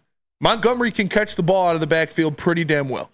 And we saw Jahmyr Gibbs can run between the tackles pretty damn well. So it's not like when Jahmyr Gibbs is out there, it's like, oh, it's going to be a pass play. And when Montgomery's out there, oh, it's going to be a run. No, you don't know what's going to happen. So I think they're going to do the same thing they did last year, give them both an equal amount of touches, but now it's going to be a full year of it. Because remember, the first couple games last year, Jahmyr wasn't really involved in the offense. So I'm excited to see what they do. And I talked about it with KG. I think they're going to get a little tricky. Maybe some wildcat snaps with Montgomery, who is a former quarterback, taking a ball, running a read option with Jahmyr Gibbs. Maybe they run both of them in the backfield at the same time. Maybe Jahmyr Gibbs lined up as a slot and using a motion to bring him in the backfield or on a sweep like they do with J-Mo. Like, I think they're going to get a little freaky with these guys out there. They should do it. Yeah. That's what we were kind of promised. That was what Jahmyr Gibbs was advertised as all offseason. Come regular season. Weapon. He was a running back. However, I will say this. They did give him opportunities early on in the season. And actually, even in the Chicago game, the one at Chicago, where we actually still had a fighting chance, he dropped like a walk-in touchdown on the flats. He did the same against, I don't know if it would have been a touchdown, but knowing him now, probably would have been against the Seattle Seahawks. Like, the hands, as much as they were hyped in camp, and I'm not trying to knock them, but they weren't what we were promised, per se. So we didn't get to see him as that weapon. We didn't get to see him like run routes out of the slot. I mean, you saw him obviously line up there and do it, but nothing was ever actually like thrown his way. I'm hoping to see that step out or that breakout for Jahmyr Gibbs. But that's one of those things, man. Hands, like I don't know if you could teach those things at this point in these guys' careers. Like, rarely ever have you seen guys get better hands. And honestly, I think it was just the yips. Rookie. I don't think that's what his hands were. I think it was fair, yeah. A little bit of the yips. He was. They didn't really go back to it that much throughout the season. Like it was a couple times, and those stand out because he didn't get many passes thrown to him. So the couple that he did bobble. But I'm pretty confident that he's going to be a good receiving back. I think he just had the yips a little bit. I think they stand out because it was more of like big situations that could have broken like the games open. That's why it does stand out. But I think it could have easily be just like a rookie running back. I mean, maybe afraid to, get popped over the middle as well, which like we've seen Jared Goff, we talked about it, lead his guys well, like stay out of the danger zones. But when it comes to Jahmyr Gibbs, for me, I think he's way too explosive to not give him more touches, specifically 25 to 25, just tearing up the middle. I think you see DeMont more, closer to our own goal line and closer to the opposing team's goal line. That's where I want DeMont to get those short, hard yards to get. And I want to see Gibbs in open space in the 25 to 25. I think that's how this offense is going to groove. And I think that's how they're actually going to run this team. With Gibbs getting more carries between the 25s. Yeah, that makes sense to me. Sorry, I'm looking at. I just saw Chris, what are you thinking Chris, about? yeah, how you feeling, Chris? About what? Seriously? Yeah, I blame what portion of the Gibbs? Oh, the workload. Yeah, workload. Like the workload. No, I think it is going to lean more Gibbs this season, but I think it will stick pretty traditionally because I think that Montgomery just, running between the tackles consistently and just pounding the ball, I think that kind of leads to Jahmyr Gibbs being able to be dynamic. So I think it kind of works better that way than the inverse. So I would say that they add some new wrinkles because Ben Johnson always does every year. And there's going to be changes, but I would say it remains pretty much similar to what it was. Sorry, I'm preparing for this conversation with Peter because I finally got to look up some of the tweets he put out there and his claims that the Green Bay Packers offense is better than the Detroit Lions. And I'm just looking at the numbers he pulled out there and just the relevance to like the actual game in itself. But I'm all in for Gibbs to get more touches. I don't think anybody can say no to it. But I also, just to keep him fresh in a 17-game season, split the carries. I mean, even let Vikai get a few of those things too, especially in those games where it's kind of like it's already out of reach. Well, if we have them, obviously. But keep those guys fresh because we're going to need them for the playoffs. Yeah. And I think they complement each other well. Like you said, you got Vaki, you got Craig Reynolds as well. Like there's going to be a lot of touches to go around, and you got a lot of fresh legs to be running the ball. So I mean, shoot, we even still got Ibrahim, who I still had some expectation for before he got hurt in that I thought Bears he got game. signed somewhere else. Did he? I could look it up. Mo Ibrahim. So would an expectation for you guys be this year, Still just says Lions. when we're talking about splits, for he's free agent. Monty to have more touchdowns and Gibbs to have more yards? Is that how you would probably break it down if you had to predict? Yeah. I can see that because I agree with what Nick said. You're gonna use Montgomery inside the 20s more, and you're gonna use Gibbs in the middle of the field for those explosive plays. But also, like we've seen, Gibbs is a pretty damn good finisher in the red zone too. So we'll see.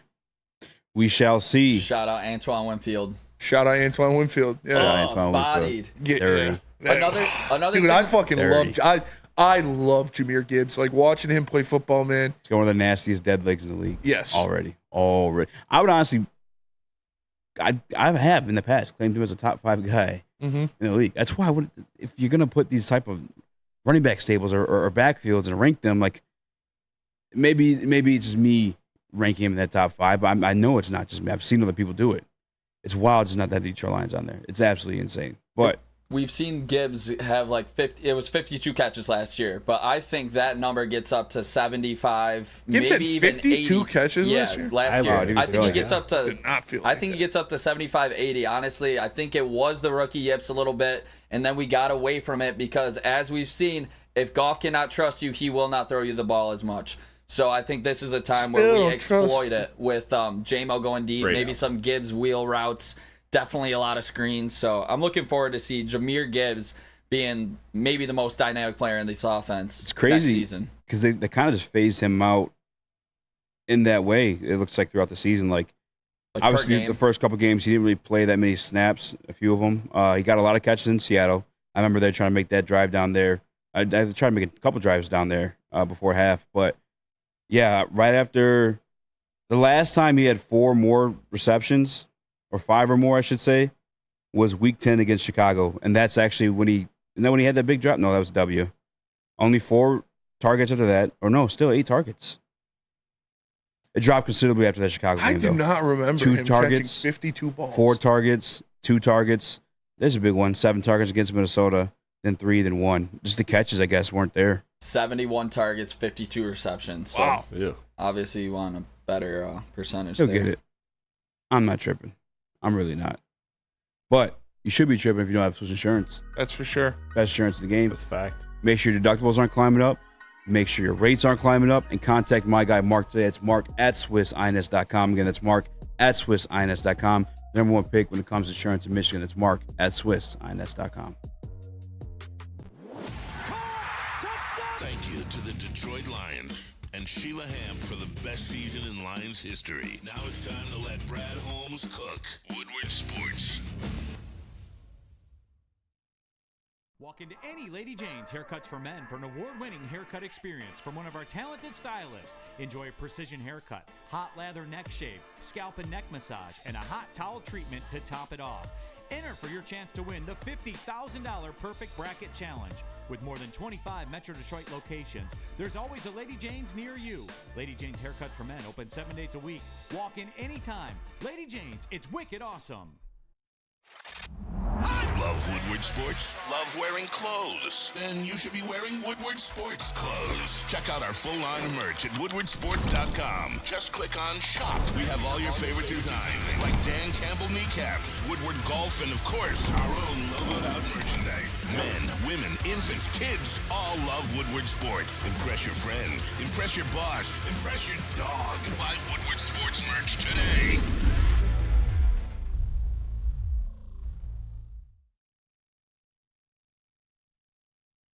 Dispo Dispensary, local cannabis plug. Make sure you guys pull up and get the best deals from the best bud tenders, the best dispensary in the game. It's your local cannabis plug for a reason, because there's 6 locations more across the great state of Michigan. If you guys can't make it there, they'll deliver to you at dispo-.com. All you have to do is visit disposhops.com, not dispo-.com. I apologize. Kidnap JB. Buongiorno. Welcome back to Woodward Heavyweights live on Woodsports.com. If you guys have extra headphones, donate them. We could use them. Moving on, though. I don't think we have a pair of headphones in the studio. That's fine. I mean, they work. They're just in and out, in and out, in and out, in and out. It just sucks. I bought a $100 pair of headphones. It just absolutely didn't work. Oh, you got an extra pair? No, those are his. Pretty sure. Are those yours? No? Oh, we do have an extra pair. Yeah, hell yeah. Let's go. All right. You guys had a topic on BDE. Thank you, Nick. You're the man. You guys had a topic on BDE that I found a little bit interesting that Neil was trying to bait KG with, and that was the Jim Harbaugh versus Dan Campbell conversation. Oh, yes. Now, you're a guy who still has Jim Harbaugh in the top 10 at the NFL level. Mm-hmm. Although, I kind of agree with what KG said. It's been a minute since he's coached. It's been a minute. Same with Greg Roman, good offensive coordinator, but we've really only seen him with running quarterbacks. Justin Fields kid run. I don't think it's a situation we want to run him like Lamar and them. Yeah. You think Jim Harbaugh has a dog in that fight? Yeah. I mean, I'd still put Jim Harbaugh in the top 10. I think Jim Harbaugh is one of the best football coaches on earth right now. Like, the guy, he does it. He obviously did it at the college level. He's gotten to the Super Bowl before. And it's not like the NFL has changed that much since Jim Harbaugh was last coaching it. It's not like the last time he coached, like, there wasn't a forward pass or like they were running the triple option every snap, even though they were running a lot of read option with Colin Kaepernick. But it's, when you look at his offense with Alex Smith, it was a pretty pro-style offense. They just kind of changed it when Kaepernick was brought in because of how electric his legs were and because of how electric of a runner that Colin Kaepernick was. But I think Jim Harbaugh will have no problem adjusting to the NFL because, like I said, I don't think it's changed too much since he's been out of it. And I would still put him as a top 10 coach in the NFL. Now, if you want to talk about if he's better than Dan Campbell, I think that's an argument you can have. I would right now, I would say yes. I would say strictly as a head coach. Come on. I would say yes. Just resume-wise? Resume-wise and what he's done. Yeah, what else are you going off of? This is a guy who's gotten to a Super Bowl before. This is a guy who's won a national championship in college. He's one of the best head coaches in the NFL, for sure. He's one of the best football coaches in the world. See, I guess here's what I could say about Jim Harbaugh is he and Dan Campbell actually do kind of similar coaching style. Yeah. Very similar. Both former players, I should say. Both those executive style guys.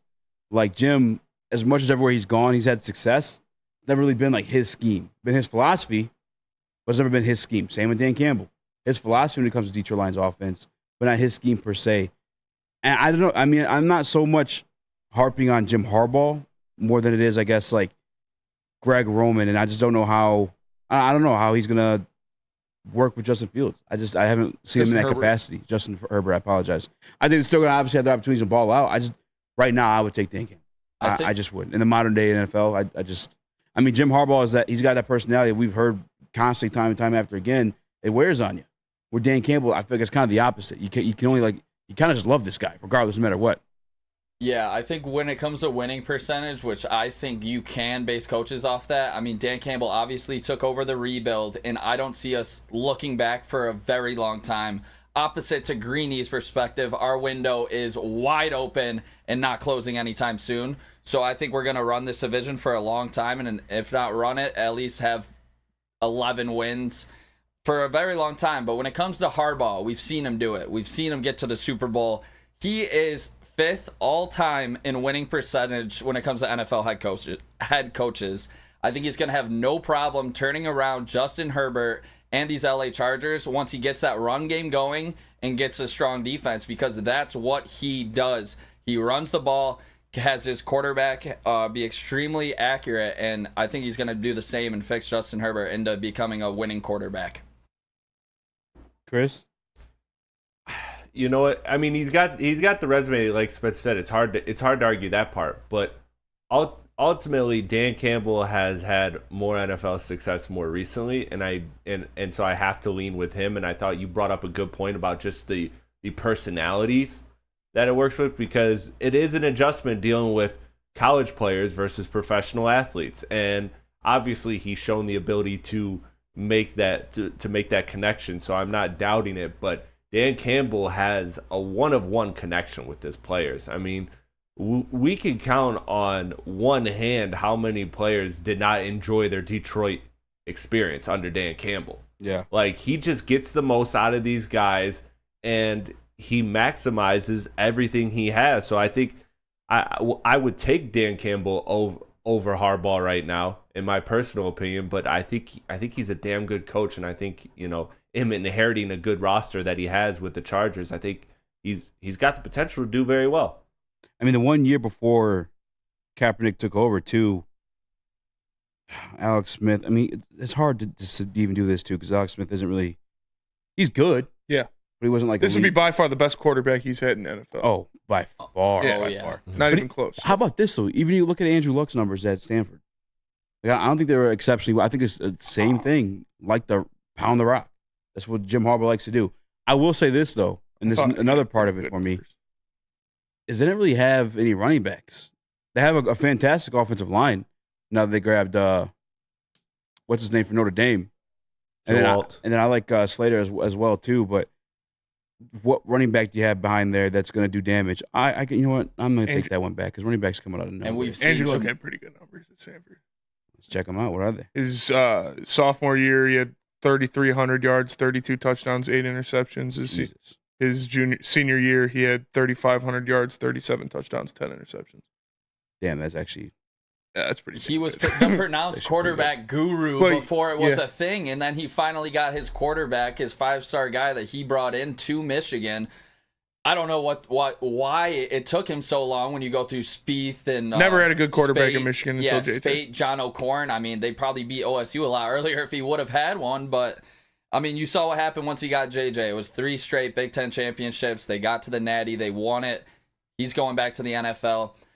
But the thing he did have in San Fran, Pat Willis, like a stacked defense, and like Justin Smith, like you guys remember those D lines, Navarro Bowman, Patrick Willis, Alden Smith, Justin Smith. Bro, yeah, they were sick. They had nasty defenses. I loved San Francisco back then because they were very fun to watch. I love linebackers, and they had 2 of the best linebackers in the NFL. So Patrick Willis is one of my favorite players of all time, and I loved watching them play defense. So I'm curious to see what he's going to do with LA's defense. That's where, like, if he has a solid defense, I think this team making the playoffs, honestly. Yeah. I'm looking up their defensive coordinator right now, actually. I mean, they got pieces on defense. It's if they can stay healthy. Like Derwin James, when healthy, is arguably the best safety in the NFL. You've got Khalil Mack and Joey Bosa, who are 2 upper echelon pass rushers. Added Junior Colson. If they can stay healthy. Yeah, you added Junior Colson, who is my favorite linebacker in this draft. Like they've got pieces on that defense. It's just if they can stay healthy. That's how it's always been. It sucks too because actually Asante Samuel as well is great on the outside. I'm actually not even going to say what I wanted to say because people will get butthurt about it. Say it. Say what you need to say. I'm obviously taking Dan Campbell. However, if once Harbaugh gets his situation established, the 2 versus each other, I could actually see Harbaugh. It'd be good. It'd be a good match. Like I said, dude, I think Jim Harbaugh is. I would. I don't hurt no feeling. I would say he's a better coach. Yeah, I would say he's a better head coach. I'm not like that's no disrespect to Dan Campbell, but I've seen Jim Harbaugh do more.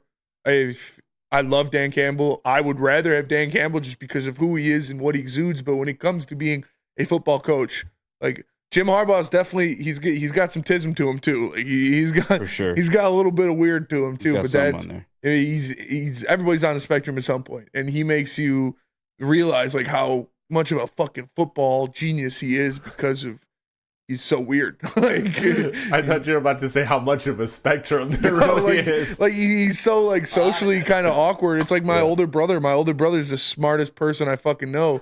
Not even close, but he's a little awkward. But it's because he's so fucking smart. It's like Jim Harbaugh. True. Because he's so football focused. He's a little fucking weird. He only has a certain amount of bandwidth to work with there. Yeah, literally. The social skills. Yeah. I hope Herbert's ready for the pregame shoulder pad banging from Yeah. Jim Harbaugh. I mean, he's weird. He does stuff his own way, no doubt about it. Doing deadlifts and khakis and shit. Like, yeah, he's a weird guy, but he gets results. Yeah. If you put him in this He'll be good. offense, He'll like be we'd be very Who, good. Justin Herbert? No, if Jim Harbaugh was running this offense, yeah. like, we'd be dominant. I mean, but I don't think he would do much different than we're doing No, right now. it wouldn't be much different. I think Like Easy said, they're pretty similar coaching styles. Yeah. I think he's a little better of I think an we're better, analytic football mind. Than we're better Dan play caller. I don't even know. I don't know about that though. I think Dan Campbell's better analytically too. I just think Harbaugh's just like, I mean, they're the same, man. They're both executive guys. I think we're the best play caller of the two squads though. Like, I would obviously take Ben Johnson over Greg Roman. Yeah, for sure. No, I don't. I'm not saying I'm getting rid of Dan Campbell for Jim Harbaugh. No, but like Apollo says, this show is always grass is other greener syndrome. No, it's okay to say we're not the best in the league at everything. Like, there's gonna be better things. I wouldn't rather have Jim Harbaugh. I love Dan Campbell. I want him to be my head coach, but it's okay to say Dan Campbell isn't the best head coach in the NFL. This is a great one in the chat from Honolulu BS. Wild, Can you imagine Harbaugh and Campbell trying to hang out? No, Oh my no, God. they are too. Dan Campbell would end up beating the shit out Dan of him. Campbell would end up fighting him. He'd for end sure. up beating. I would 1,000,000 times out of 1,000,000 rather chill with Dan Campbell than Jim Harbaugh. All day. Not even close. The golf answer confirmed everything we already knew. Yeah. And plus, I don't know, 'cause we talked about it, but the podcast that Anzalone did with Chris Long, and Chris Long was like, "Yeah, no, I got some stories. I know Dan Campbell's partier back in Oh, the day." dude, I'd be slamming beers with Dan Campbell all day. Jim Harbaugh, would, I don't know. You'd be drinking like whiskey straight. Like, The one side story they had, and it didn't really go much further than this, was actually kind of weird. I'm not gonna lie to you, and I guess it makes sense. You know how much like Dan Campbell loves like the heavy metal, like I think it's AC/DC, isn't it? yeah. No, Metallica. Metallica, that's what it is. Apologize. Either way, so I guess like in the off season, it was like ritually, he would just go and spend a week at this spot in Las Vegas. That's like it's an old castle. It's a casino, but it's an old castle casino, and he would just get like the highest like penthouse floor. He'd be a week. I don't know any stories further than that. Dan Campbell? Yeah, that's what he used to do as a player, like ritually, like in the Hell off yeah. season. That'd be like one of the first moves he'd make, jetting to Las Vegas. And Hell taking the yeah, highest, dude. probably doing some wild shit. Oh, for sure. I fucking love Dan Campbell. The honesty, he probably just locked himself in there, did a little Aaron Rodgers, just tripping out. Oh, yeah, week. dude. Probably just doing a bunch of fucking blow and just Had the hair. He had the metal hair, blaring meth, too. Metallica, and Megadeth and shit, just going insane. A lot of extracurriculars He's in the going mirror, on in there. coked out, just doing his like his pregame speeches, Flexing and shit. Listen, man. Listen, man. All I think about is you guys, man. Hell yeah! Listen, man. Yeah, hell yeah. He's probably Pacing putting back on and fucking- forth. Yeah. Probably putting on Stone Cold highlights to It's get like, him oh, hell yeah. Give me a hell yeah. Oh, absolutely. I love Dan Campbell. Dan Campbell is the GOAT, dude. I love Dan Campbell. When we get back, hopefully we'll be joined by Peter. Let me get in contact with him, make sure he's not getting technical difficulties. But before then, Nick, would you like to tell us about the morning show? Best morning show in the city, in the world. Woodward Sports has a new morning show. Start your day with Wake Up Woodward, Monday through Friday, 8 to 10 a.m. live on Woodward Sports Network. Join Kool-Aid, Flannel Sam, Broder, JB, and KG every morning as they cover all of Detroit sports. Sports talk, banter, and live fan interaction, all on Detroit's #1 sports network. Make sure you wake up with Woodward.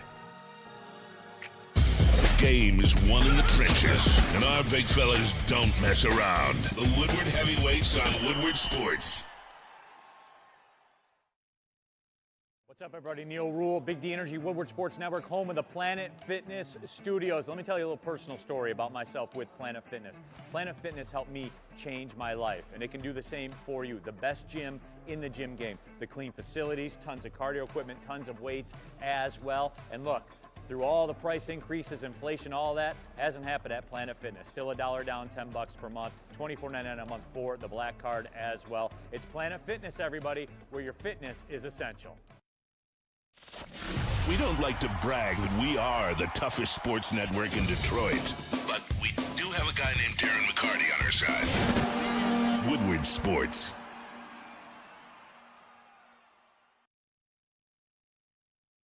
What happens when you run a great business for over 50 years? You expand and offer more products to more people. That's exactly what Les Stanford did by adding Les Stanford Buick GMC, the same great service the customers have come to know and trust on Woodward Avenue, just south of 9 Mile. Check out Les Stanford in Dearborn today and find the brand you want at lesstanford.com. Les Stanford, together, let's ride.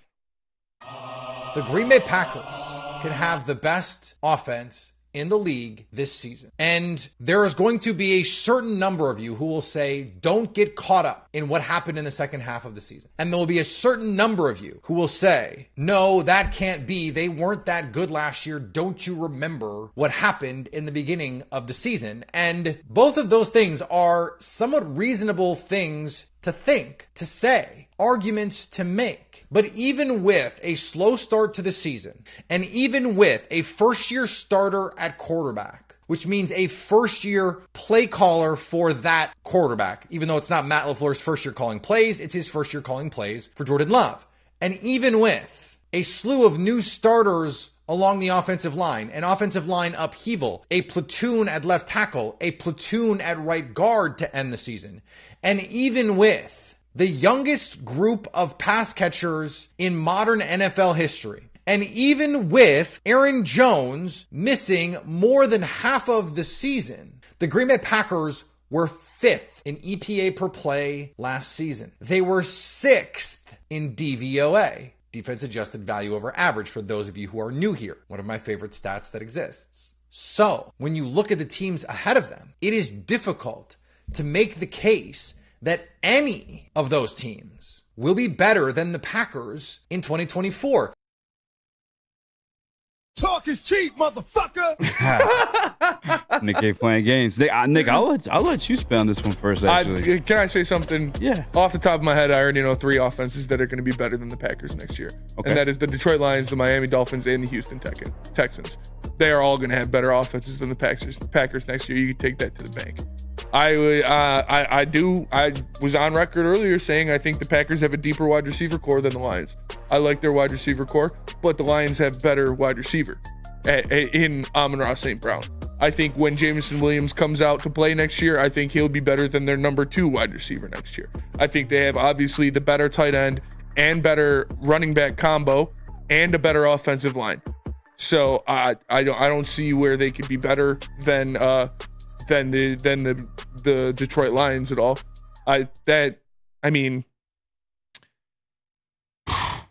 Wow. They're not going to be better than the Lions. They're not going to be better than the Texans, and they're not going to be better than the Dolphins. I don't even know how to even find the EPA rankings. What does EPA even mean? Easy. It's expected yards per average. I mean, you could take that EPA expected and points. CDs. Like, Yeah. bro, they're Expected not points, being yeah. better than the Lions. You could take They're that just EPA and shove it up your ASS. You can take show that me EPA, show me turn it production. sideways, and shove it straight up your... Show me touchdowns. Show me yards. Show me shit you don't have to project or shit you don't have to make up 6 words for. Show me what they're doing on the actual field. And in that case, the Lions were better. And in that case, the Miami Dolphins are going to be better. In that case, the Houston Texans are going to be better. I'm going to say the Rams are going to be better too. Like, come on, man. This guy's tripping off of bad cheese and IPAs. Like, honestly, get out of here. You think about the Lions offense alone. You think about 2 all pros in St. Brown and Laporta. You think about the best 2 running back, the tandem in the whole entire NFL. This guy's tripping. Have fun playing on the road in the wild card this year because the Lions own this division, and take your best offense and shove it. Let's go. Easy, what you got? I don't agree. I think they could be explosive offense. I think they're going to be a good offense. Yeah, that was one is half the argument I was making for Jordan Love being good is like the young pass catchers he had. I didn't know it was the youngest in modern NFL history. I mean, that is impressive, and you do expect those guys to take a leap. However, I don't know about that offensive line yet. You can talk about Jordan Morgan, but we got to see it. It's a difference where, like, at least when I'm talking about the Jordan Love stuff, we have, like, a sample size of that. We don't know what Jordan Morgan is at the NFL level yet. A lot of people still feel like, not a lot of people, but there are some people out there, myself included, that feels like they may have been, like, a little bit of a reach when they selected him at 25. That's a strong take. I wouldn't be surprised, though, if he's ranking him by EPA, you might catch him there. I mean, here is based off NFELO.com, NFL Power Rankings, offensive EPA rankings. And this is both passing and rushing. 1, 2, 3, 4. Okay, so the 49ers. So what does that mean? What does EPA mean? Expected points on average, I want to say. Let me just Google so I get you the exact definition. What are little girls made of? Relax, Drizzy. You ever seen that video? That sounds even crazier. Yeah, bro.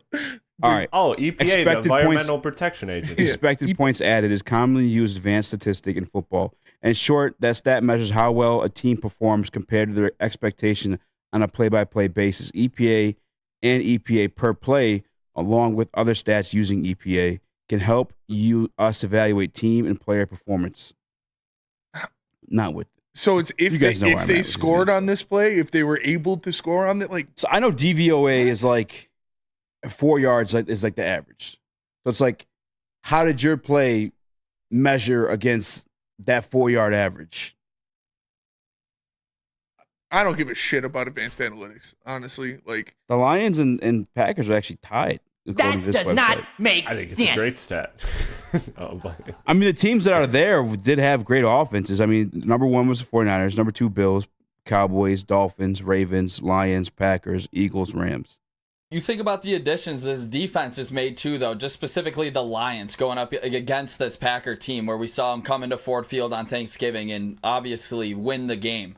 This defense is going to look completely reshaped next season. Like, bring it on. I am not scared of the Packers going into the next season, especially after hearing this guy just hype them up on some. I mean, I think you should be a little worried about the Packers. I do think the Packers are the biggest threat in our division. I think our defense sucked. But our defense definitely sucked.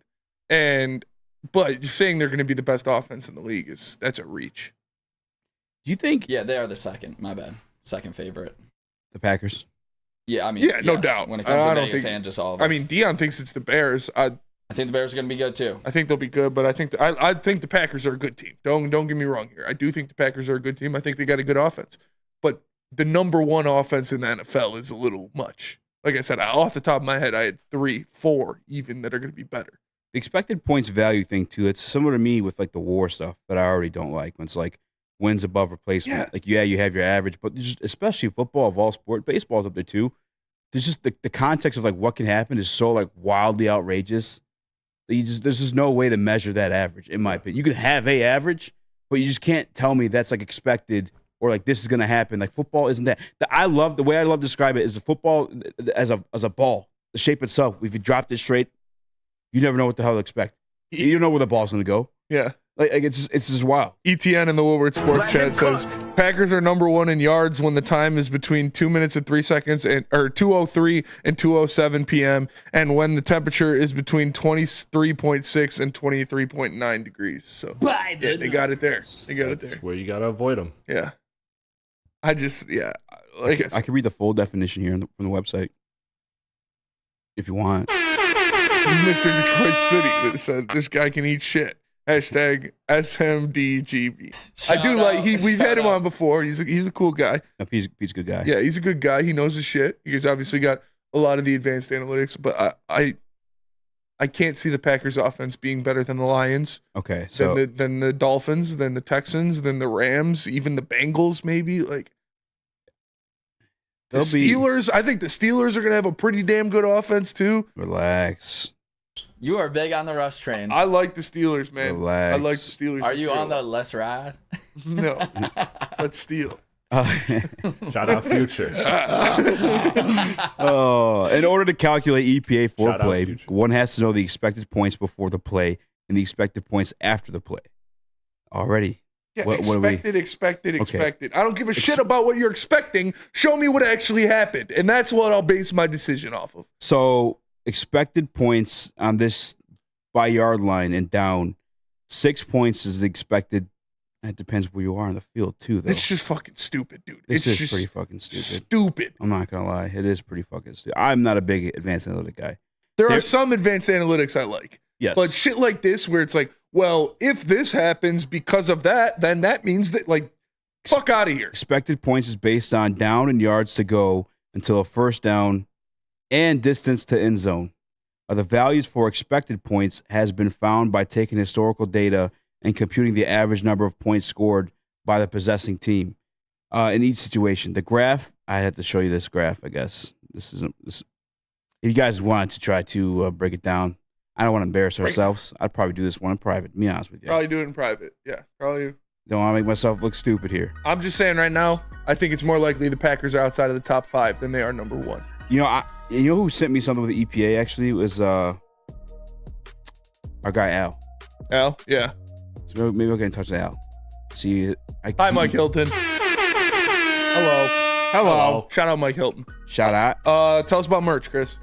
Yes, sir. If you need some brand new merch, you know where to go. Hit up woodwardsports.com. Click that shop tab today. Hoodies, tees, hats, all guaranteed to turn heads. So head on over to woodwardsports.com. Click that shop tab today and get yourself some brand new merch.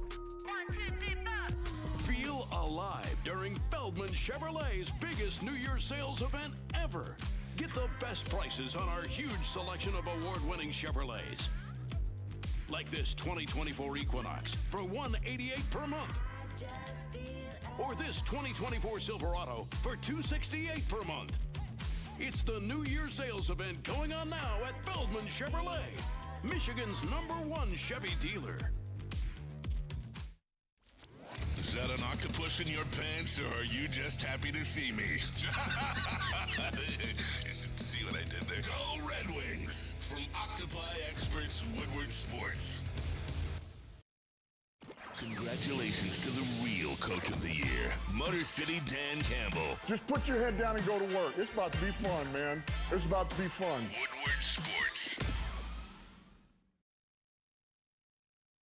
Glorious is back with a new ice water bubble bath pre-roll, now with diamonds. Constantly pushing to create the best Canna experience. That perfect boost comes with the added touch of pure THC diamond dust, allowing flowers only the highest terps to make the best even better. Glorious Cannabis, check them out at your local retailer or visit gloriouscanna.com.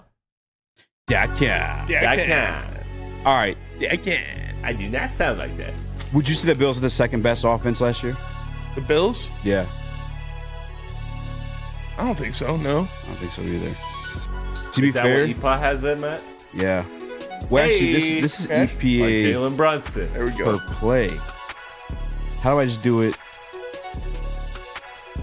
All right, what do you think the Lions ranked in the EPA passing? 3rd. 6. Okay. Packers were ahead of them. Rushing why I were liked first. it. Rushing was probably second. Let me see. Wow. Wow. What are they rushing? Fuck this stat. What are they rushing? They're 6. Yeah, okay. It means nothing. EPA is bullshit. You want who's up ahead of them? EPA. The Packers?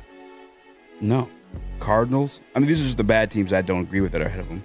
The Bills. I can see the Rams, I guess, just from Kyron Williams. James Cook was pretty With good the Bills, Cardinals, Ravens, Rams, and Niners. Yeah, I don't give a fuck about EPA. Like, you can EPA these nuts. EPA these nuts. I want to see what you do on the field. That's how I decide who is a better offense. Is what you do on the field. You know, like yards, points, touchdowns, things like that. You know, stuff that actually matters and you actually have to do to win games, not estimations. I can estimate that Amon-Ra St. Brown's going to go for 2,000 yards next year, so that makes him the best receiver in football. There we go. That's Spipa. the Spipa on Jared Goff he's going to throw for 5,000 yards and 50 touchdowns. Boom. There it is. No Spipa on interceptions. Aiden Hutchinson. He's going to break the sack record. He's the best defensive lineman in the league.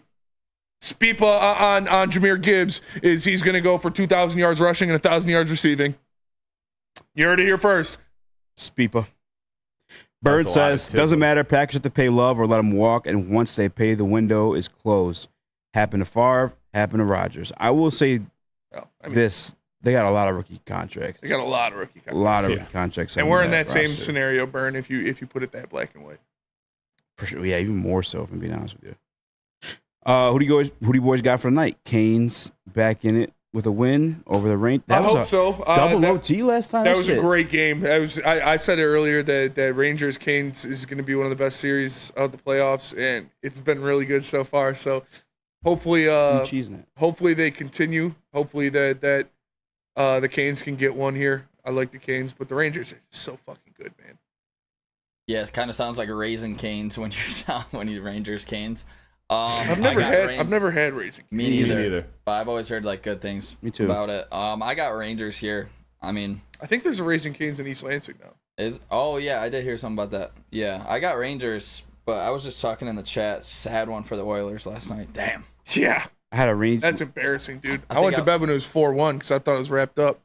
Yeah. They fucking choked. That cash out would have been looking nice. Yeah. I mean, I still think they'll win the series, but you think so? Yeah. I think they might be deflated after that. Bruin? What? When the Bruins playing again? They just played last night, so I missed that game. Paul Thomas says one of the most exciting. That was the fight. Those two games were obviously the complete polar opposites. Like the Bruins blew out the Panthers in game 1, Panthers blew out the Bruins in game 2, but there was a lot of fights in that game. That was Neil said it. He was like, "This is the most exciting 4-1 game I've ever seen," or 6-1 or whatever it was, and it was a fun game to watch. Pasta, like you're the only player on Boston that I really like, and you know, props to you for doing that. But what were you thinking? And like the Chuck is not the guy to go after, bro. That guy is a killer beast. He like Pasta went to his coach. He's like, "Can I do it?" His coach was like, "Yeah, I mean, yeah, if you want to." And he went out there. He got his ass whooped.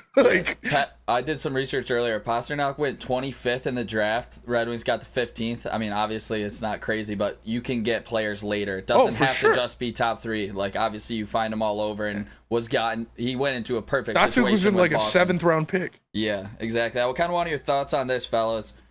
I know you guys I think you guys all picked Dallas in the series, but after you guys saw what they looked like in game 1, I got a lot of injuries too. OKC, Shea for 35 after getting, not the MVP, and then Chet for 15. How you guys feeling about that? I'd do 30 to be safe. I would do 35. He gets calls, man. He gets calls. He's gonna be shooting at the line a lot. I could see Dallas winning this game though, because it's a similar kind of way that the LA series went. Like that first game, they came out flat, kind of got ran out of the gym.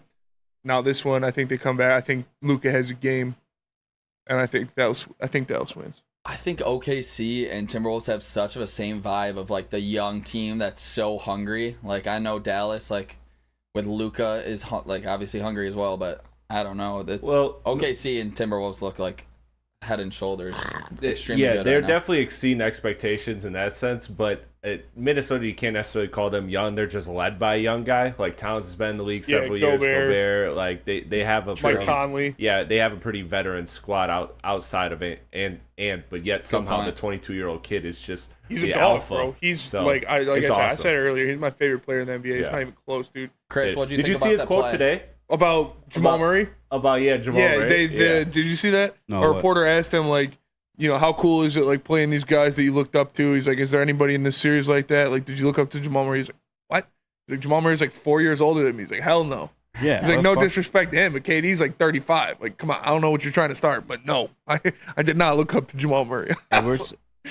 Edwards to that? Yeah. Yeah. Jamal Murray's like 27. He's turning 23. Who else got that dog in him right now? Dude, nobody has. He's got the most dog in the league. It's him and Jimmy. It's him and Jimmy. You hear him talking about swimming? He said, "I'm better than Michael Phelps." Yeah. And him talking about Michael Jordan when he like asked like to stop the comparisons of Michael Jordan. He was like, nobody's Mike. Like stop saying that. And the reporter asked him, he was like, well, if Michael was in this league, you think he'd be able to guard you? He's like, what? Hell no. He was like, would you be able to guard him? He's like, well, I wouldn't be able to stop him, but I'd give him hell. Yeah. What would be the question? I love this kid, man. What would be the question you could ask him if you were a reporter, sideline reporter? Ass or tits? Question. Yeah, because he's going to answer honestly. Yeah, raise your left hand ass, right hand tits. Yeah, no. If I could ask him a question, it'd be like, is there any possible way for you to go to Detroit? Yeah. There you go. Is there anything that could What? ever happen? Hell no. Yeah, he'd say that, and I would just start crying. Do you guys want to reschedule Pete for tomorrow or Monday? Well, I mean, considering as we just kind of Tom Brady'd him right there. We kind of just. Ooh. Welcome to the roast. Oh yeah. So tomorrow. Tomorrow. All right. Yeah, I can tell my Speepa stats and see how he really feels about it. Honestly, you should just throw Speepa at him. You should. Mind. Yeah, but the Speepa says that Jared Goff's the best quarterback in the league. The way we do those on the street interviews, is we get like that. Yeah. How do you feel about the Speepa of Jahmyr Gibbs being higher rated than Josh Jacobs when it comes to a per touch basis? Small PP appreciation. Yeah. But that'll do it for us today. Appreciate you all tapping into the Woodward Heavyweights. Make sure you smash that like button. For Easy, for Nick, for Chris, I'm Spencer. We're the Heavyweights. We'll catch you guys tomorrow. Peace.